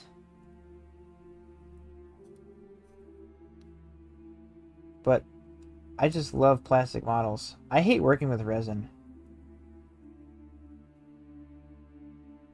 Also, printing can be kind of a pain too when you're printing stuff. To make sure it's like properly supported, you have to print it, you have to clean it, you have to cure it. I don't know. I like printing, but if I don't have to print it, I prefer to go that route. But it's cool that there's a lot of like miniature agnostic games where you just kind of print off whatever or use whatever minis you want. I think 3D printing is great for like smaller war games. It's a great way for them to get models in people's hands that they design or whatever. Kind of outsources the production for companies onto the consumer.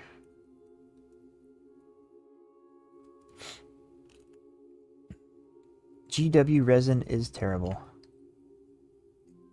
There's no need to do the Primaris thing. Yeah, I agree. They could have just come out with new models that are bigger. Same armor style. Or maybe even little changes. Maybe a new version of the armor or whatever. And then they just say, these are Space Marines. The whole Primaris lore and everything wasn't really necessary. I feel like a lot of the Primaris, like, back to the hover tanks. So, now, they have grown on me a little bit, but they have, like, they have kind of like a toy look to them. Whereas, like, the Firstborn vehicles looked like, I don't know, they actually looked like machines of war.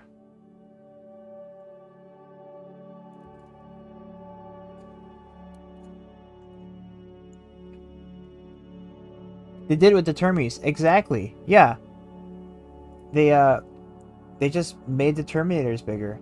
It's like, oh, they should have done that this whole time with Space Marines in general, instead of just trying to, like, come up with a weird lore reason why the model's a little bigger now.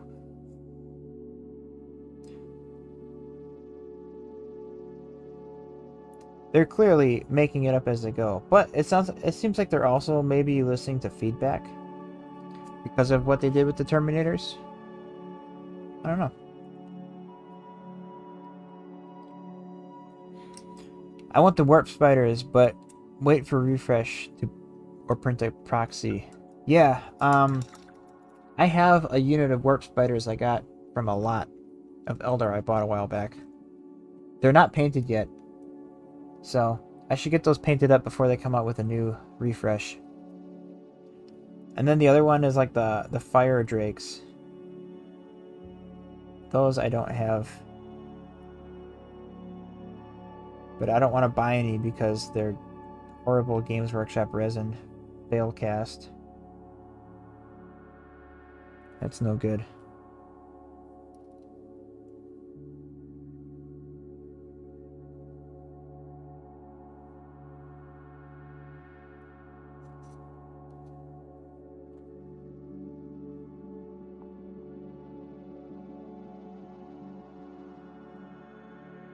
So watch, when the Eldar come out, they're gonna come out with, like, maybe new aspect warriors, because they did the striking scorpions, which I did pick up some at Adepticon. I still need to build and paint. Think about maybe doing like an aspect warrior painting series. Redacted Zero. I love that green. It's so good. What green? The Tesseract glow? Or the Warpstone glow? Or both? Or all the green?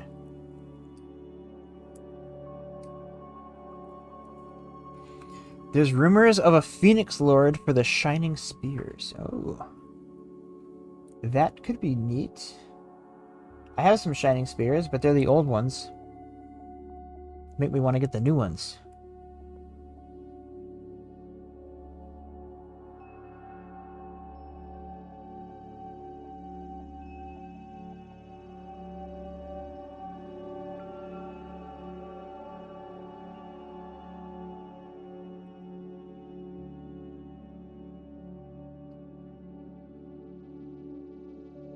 The new bikes are nice to build.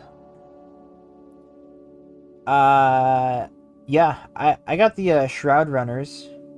So if they're anything like those bikes, the Shroud Runners kit is really cool. The two-seater jet bike. That was kind of a project. So I have a Wraith Knight, and my army scheme is Bealtan. Currently my Wraiths, I have like they're colored similar to the Guardians, where they have like the green helmet and the white main armor. And then my vehicles are all like the dark green with the thorns on them, like the bikes too.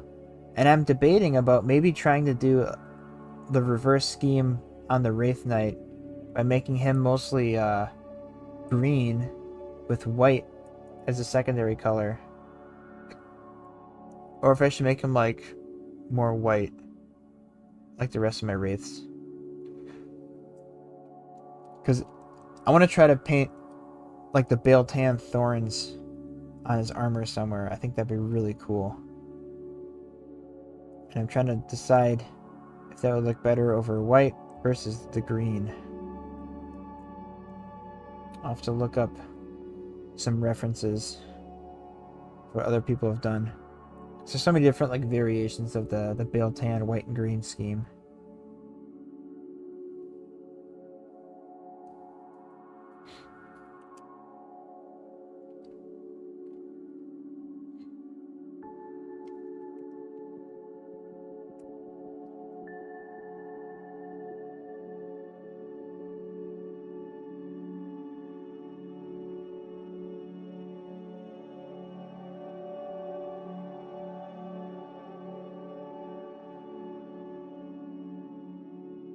Sam, next weekend, I think I'm gonna get a mug and a sweatshirt.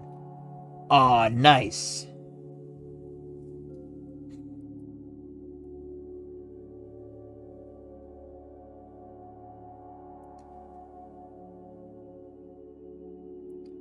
Tell you what, on Friday, I will set a. I can turn on some promotions. I'll either turn on like 20% off or maybe free shipping.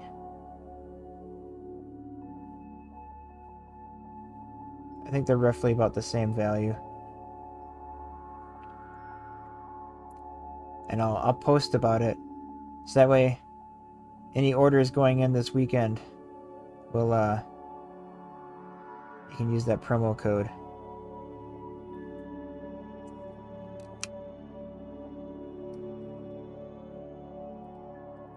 I noticed that there's still like no, I added a hoodie. I added a hoodie right after last stream. It should be on there.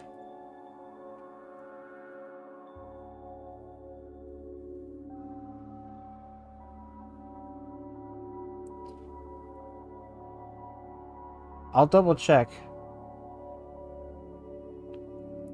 You might have to look under like all men's apparel and find it there. If you mess up able to get the paint off, I mostly play online so my minis experience is limited. Yes, if you mess up, I can get the paint off if you get to it quick. So what I'm painting right now is very thinned down, a lot of water, so it's very runny. But you can get it off if you just grab a brush and wipe it over. You can kind of wick it away that way. Otherwise, you know, if you mess up, you just let it dry and you touch it up with the other color. And, you know, that's just what you got to do. So if you make a mistake, it's not a huge deal, but you just have to go back and touch up.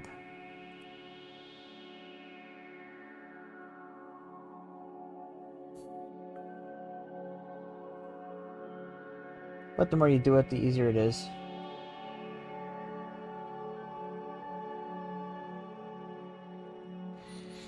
Oh, I see. Hoodie, you're the man. Sam, thank you. So mug, sweatshirt, and hoodie. Oh, wow. Yeah, I'll get a...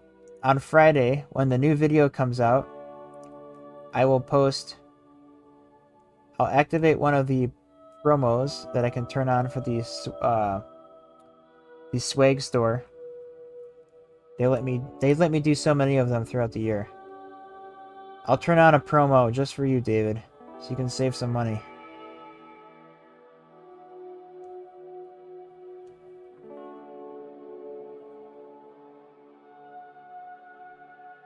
I appreciate it.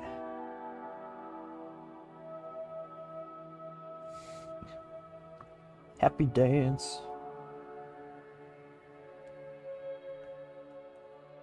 And that goes for anyone else. There'll be a promo in the merch shop this weekend starting on Friday. Stay tuned on the community page of the channel.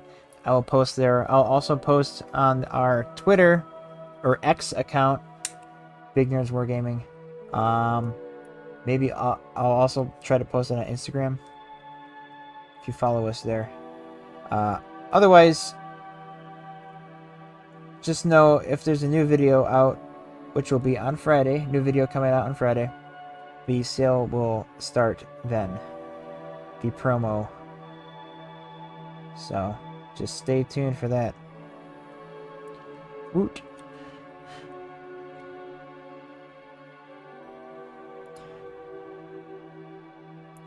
And if any of you had to watch an ad during the stream, I apologize.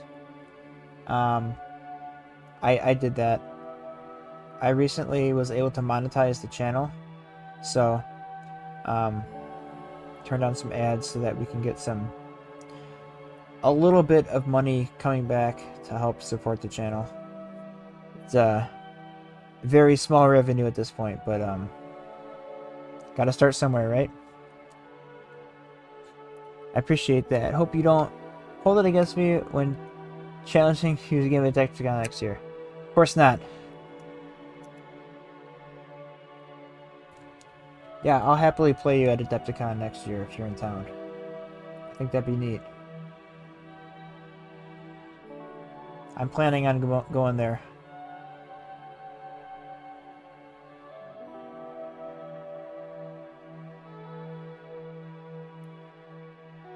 I might not even win the game. I lose more than I win. But that's okay.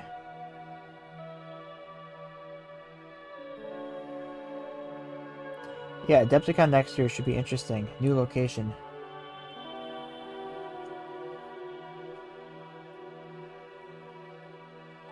And it's a good start. Yes.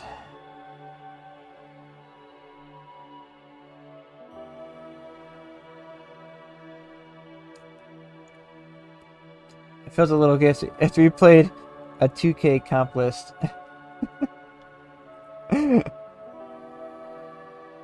Hey, that's alright, Travis. I asked for a hard list.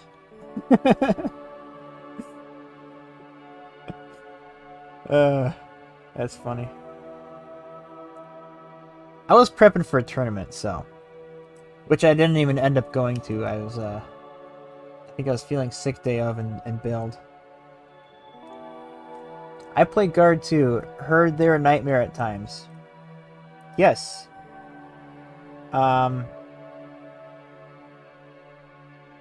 They can be. If you don't have any anti-tank units against them, they can be a nightmare, that's for sure. You just get steamrolled. That would have been my list. Yeah, you probably would have done pretty well, Travis, I think. It has a very similar playstyle to this one Demons of Khorne army I played against, which had like 2 units of those like mounted guys. I forgot what they're called, but they charge in like the Iron Wolves and just like wreck stuff up, and super fast and mobile.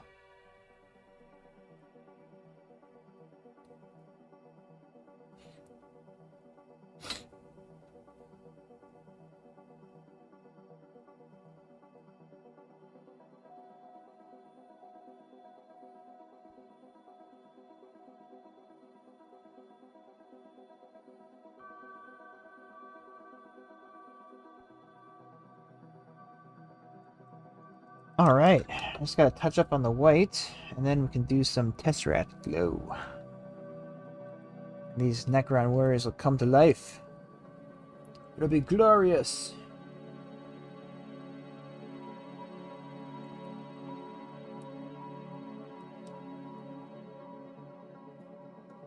Dot the eyes. Add some glow to the coil. He's got like this dangling coil down here. I'm gonna also make it glow.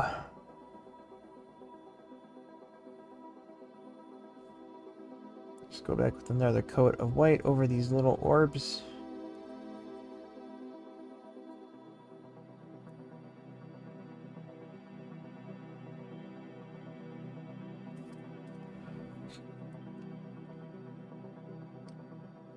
I ran 2 Exorcists and 3 Castigators against Necrons this weekend.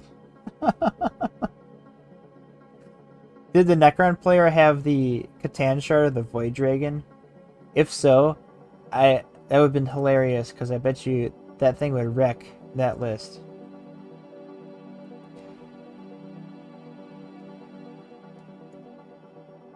My Necron Adepticon list was actually pretty good. The doubles tournament. It was like a monolith, a Catan shard, some wraiths, and a Technomancer. And anything that had a lot of vehicles was really fun. The Void Dragon is mean. Oh, he had the Silent King. Oh, the Silent King can slap. He's pretty good. I haven't used the Silent King since the Necron Codex came out yet. I only used him in the indexes. But yeah, the Void Dragon is super mean. It's really good. It's like one of those, like, I don't know. It's almost like one of those units where you tell your opponent, hey, I'm using the Void Dragon, by the way. Is that okay? Actually, I feel like most Catan shards are like that. They're just very OP. What are Necrons good at? I'm still pretty new. Necrons are good at... They have a lot of durability.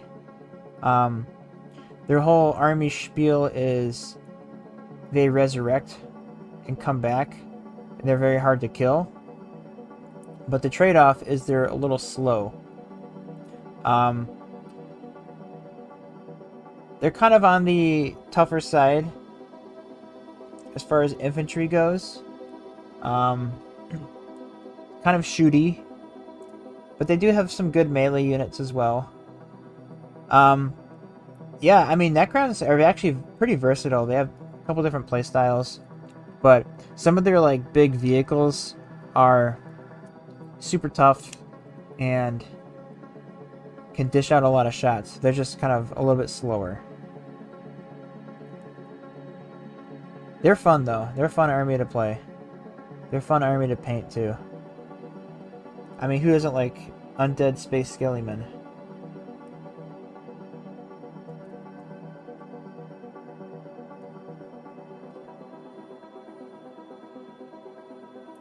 And they have a nice range of models, so you can do quite a lot with Necrons.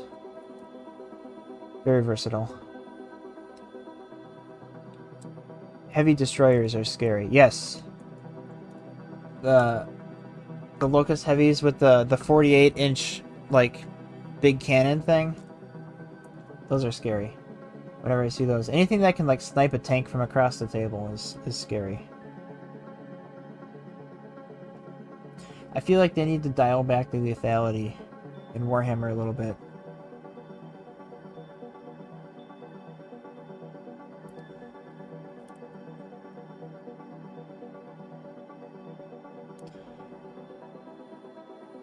I feel like a game shouldn't feel like it's over after turn 2.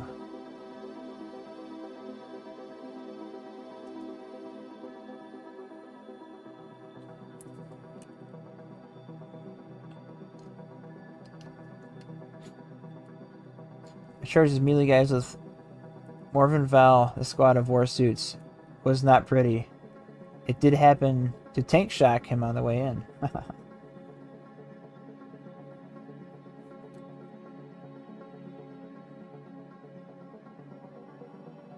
Nice. Real question, David. Did you win?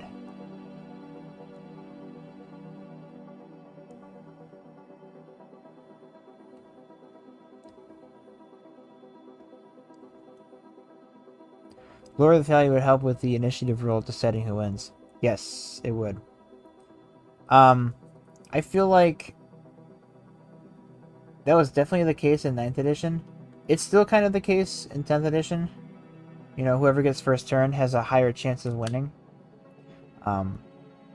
But that's where I actually really like Crusade. And the Crusade rules is some of the missions are asymmetrical, and I don't know, sometimes they're just different, and I don't know, going with this match play, I guess, is kind of really focused in on the lethality aspect. which, you know, can kind of take the fun away.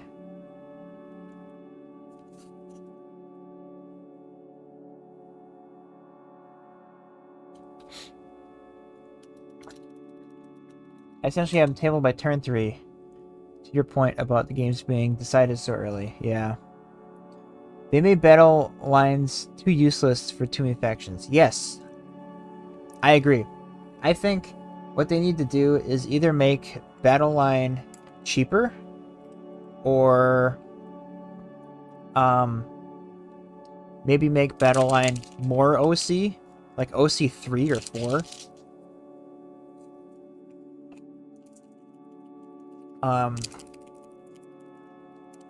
I also think maybe they should have like a stipulation where you have to take 2 battle line units, and then for like every 3 non-battle line units you have to take another battle line or something. Kind of like the old school formations, you know, where you have like HQ and battle troops and whatnot. I think that maybe they should have some sort of minimum amount of battle line or something to just kind of force armies to have something other than just 3 of whatever is really good, you know.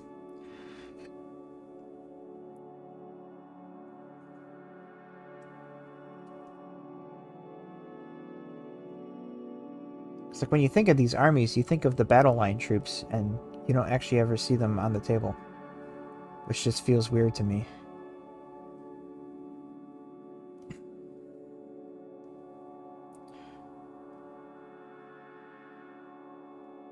The lethality stat check for some areas means you just can't afford to take them. Yeah.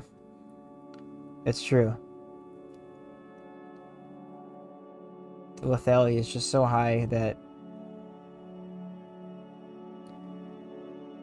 you're like handicapping yourself if you spend points on some battle line units.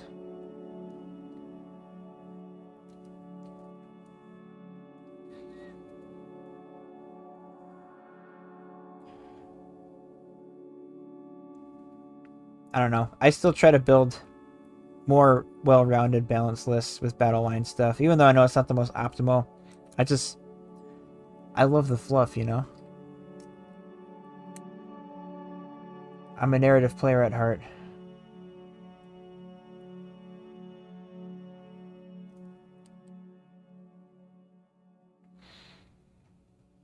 I don't think that allowing people to make goofy armies without restrictions is nice, but definitely see your point. I mean, there's a time and place. I think the problem is the min-maxing of like meta builds influences too much of the non-competitive side of the gaming, which is kind of why the game is at where it's at.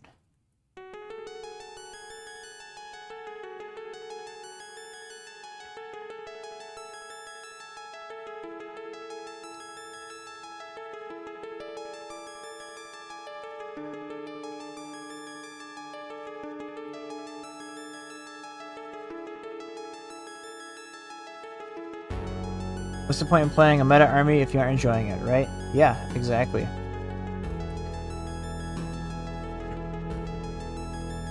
I don't think their VP idea is going to fix it.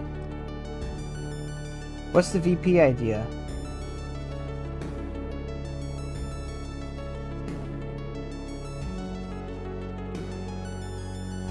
Transfer options are bad for Space Marine Battle Line. I love a chunk of squad of intercessors and assault intercessors in one, but I can't.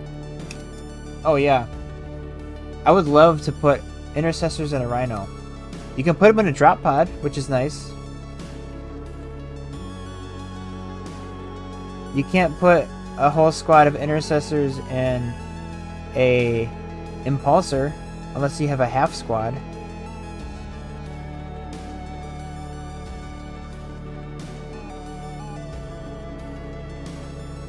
They should just let you put them in a rhino and be done with it. The new mission deck is supposed to give rewards for battle line like old secondaries. Oh! That might help. Well, I guess it helps if you're playing like tactical objectives, because then you want to bring battle lines so you can score those objectives or points. But then you're still gonna have the people who play fixed missions and just not take, and just not take the battle line. But I don't know. Unless they do away with fixed missions altogether, which I would be okay with. I think the random objectives is too fun to not take.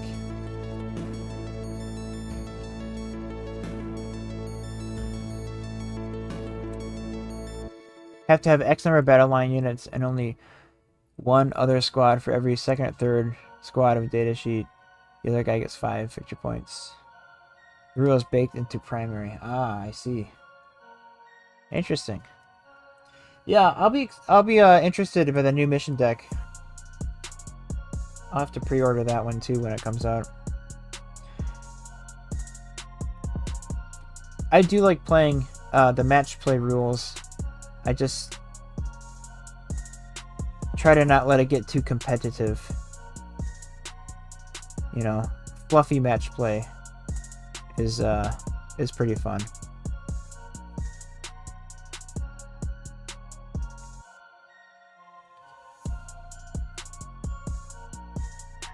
I mean, what it really comes down to though is your opponent, you know, making sure you're playing, you and your opponent have an understanding of what to expect and, you know, what kind of a game you want to play. As is with any game, really, right? Your opponent's going to make the world of difference.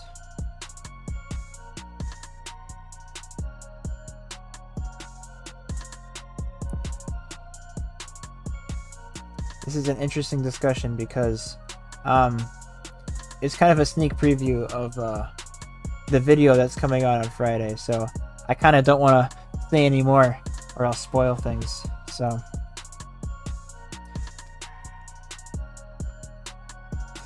this topic in general is an interesting one.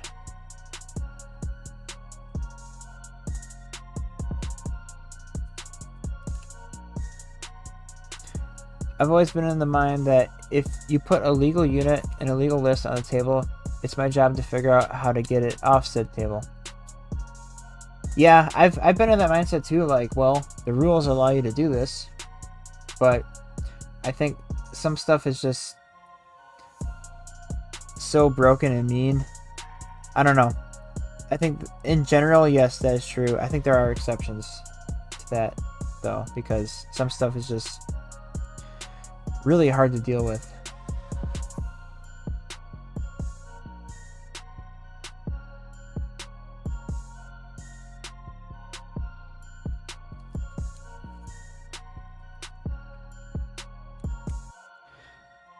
Could we work the enhancement to be better in some detachments, then unlock an enhancement for each battle line taken? The 5 Catan lists were so hard to deal with. I mean, the 1 Catan lists are hard to deal with. I can't imagine 5 of them.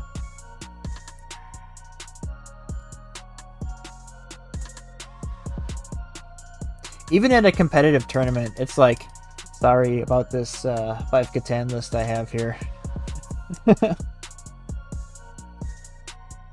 Jeez, it's so brutal.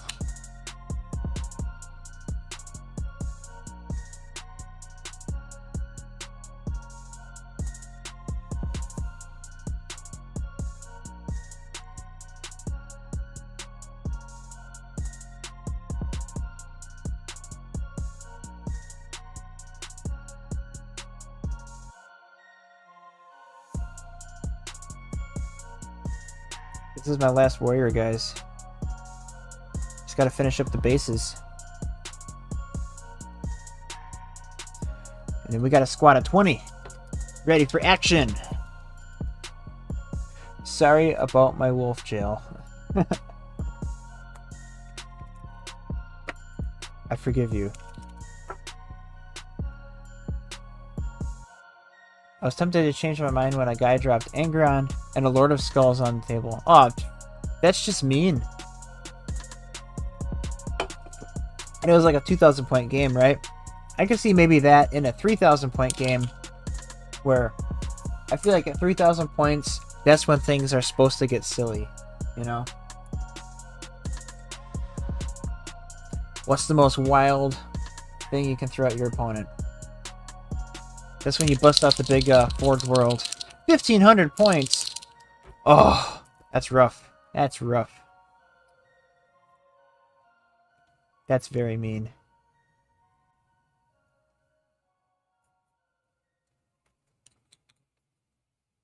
Alright, so the bases, I'm doing Agrax Earthshade all over this gray texture paint.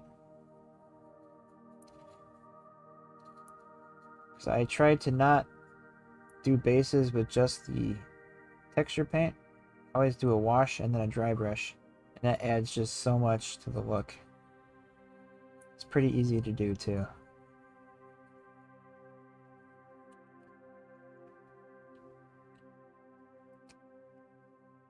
Those two models are like 900 points. I did not win that one.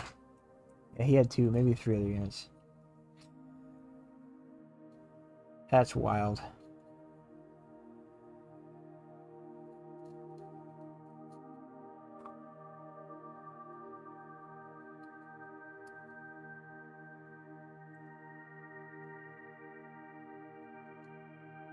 My Agrax Earthshade is almost empty. I'm gonna have to switch over to the new reformulated Agrax Earthshade.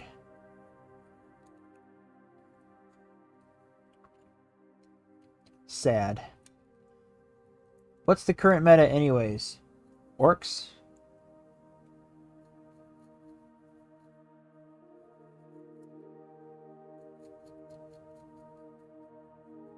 Meta shmeta. Play what's fun. Yeah, I like to know what's good, but I don't know. I don't get too worked up over the meta. Most people I play with, I know what they have. They know what I have. Sisters, always sisters. Well, we'll see once the Codex comes out, David. They might actually be meta.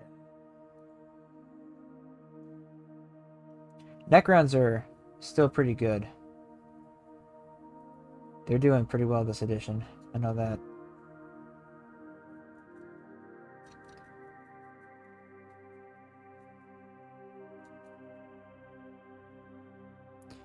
So pretty much armies with a Codex and some good detachment options.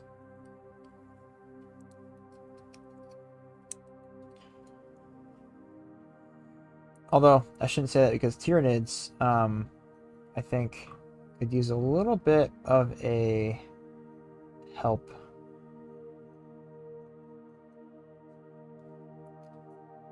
They just feel a little underpowered at times.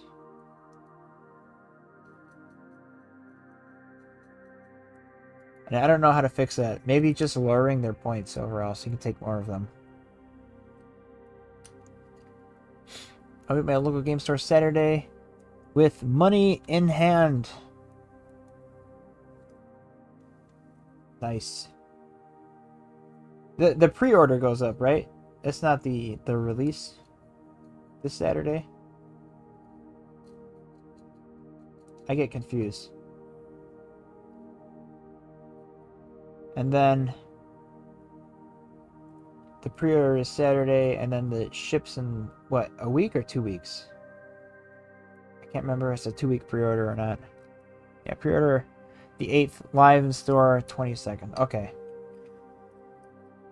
So I got some time to build up my Gene Stealer cult. I'm not gonna get to them in time. I have so much Gene Stealer cult on my shelf I need to get to.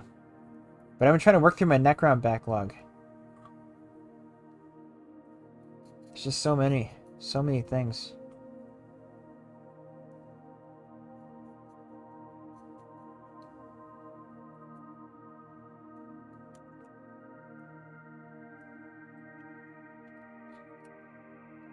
Yeah, I'll be pre-ordering the Gene Stealer Codex. I would get the sister one too, but I don't have I honestly don't see myself playing Sisters this edition. If that changes, I'll pick it up later. But I am curious to see what their detachments and other stuff is. What their crusade rules are. I always like to see what the crusade rules are.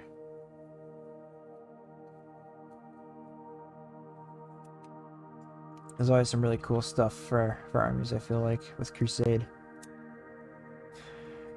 Yeah, the Gene Stealer cult can take more guard now, but only in one of the detachments. Yeah, it's like a Brood Brothers focus one. I wonder if you can still take Brood Brothers in other detachments, if this one just allows you to take more than normal. I don't know. But I think that's cool. I'll have to get some more guard stuff. I have some guard stuff, but I'm trying to build up a Deathcore Krieg army, with mainly using those printed proxy models that I was painting a few months ago on stream, made by Station Forge. Those are really good Krieg proxies, but I need to get some actual like Games Workshop vehicles for them. I've been kind of keeping my eye out for those at like swap meets and things like that. If I can get them on the cheap, I'll try that, because I'm not really in a rush to build up that army. It's kind of like a ragtag collection of things as I see it. I saw some Death Rider models that were super cool the other day. Yeah, they Station Forge, that same creator, if you go on like myminifactory.com and look up Station Forge, they have a whole line of Deathcore Krieg, some Tyranid proxies, some Space Marine proxies, but the Space Marines aren't that cool. But yeah, all their Deathcore Krieg stuff, it looks like about as good as a Citadel design, Citadel models. So I'd happily field those in an army. The infantry at least. But yeah, their Death Riders that they have are really cool. They also have ones that are riding grizzly bears. And they're wearing like, you know, like a Russian winter getup. I think that'd be kind of fun to do like a winter themed army and use those as Death Riders.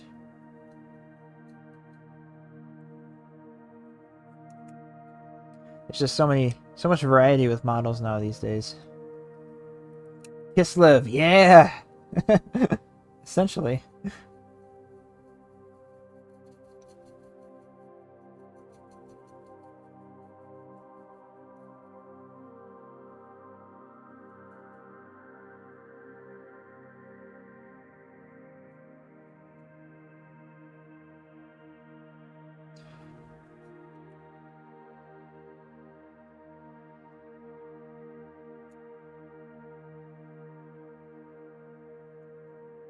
Alright, well I think I'm going to finish up the Agrax Earthshade on these bases. It's going to take a little while to dry, so I'll probably have to finish these guys up off camera, but I mean, they're pretty much done for the most part, just some minor work on the bases. The main scheme is down, it's in there. So, there we go. Over the course of 2 streams, you have watched me paint a whole squad of 20 Necron warriors. Wow. What a grind. But it's been fun. I've been enjoying hanging out and chatting with you guys.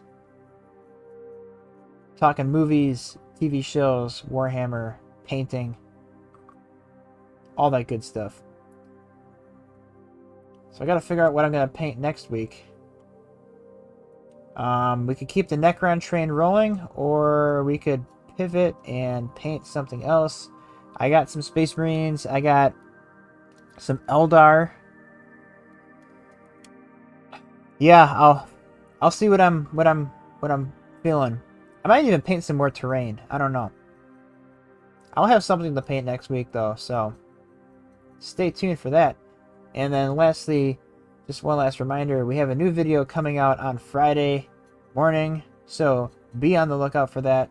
Also, when that video comes out, I will be setting live the discount promo for the merch store. So if you're interested in picking up any merch and supporting the channel that way, I will be making that discount available, and I will post the discount code or link info in the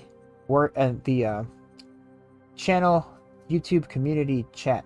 So stay tuned for that, and also Twitter and all that stuff. So yeah, so I think I'm gonna leave us at this with me doing some Earthshade on here, and then I'll finish up these bases and we'll have some completed Necrons next Friday. This Friday is when the video is going live. I think I can have the promo run for a week or 2 weeks. We'll see.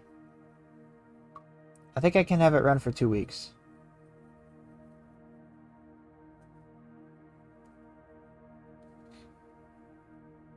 But yeah, video's coming out this Friday, so stay tuned for that. Alright, so you all have a wonderful evening, and I'll catch you all next week. Thanks for hanging out.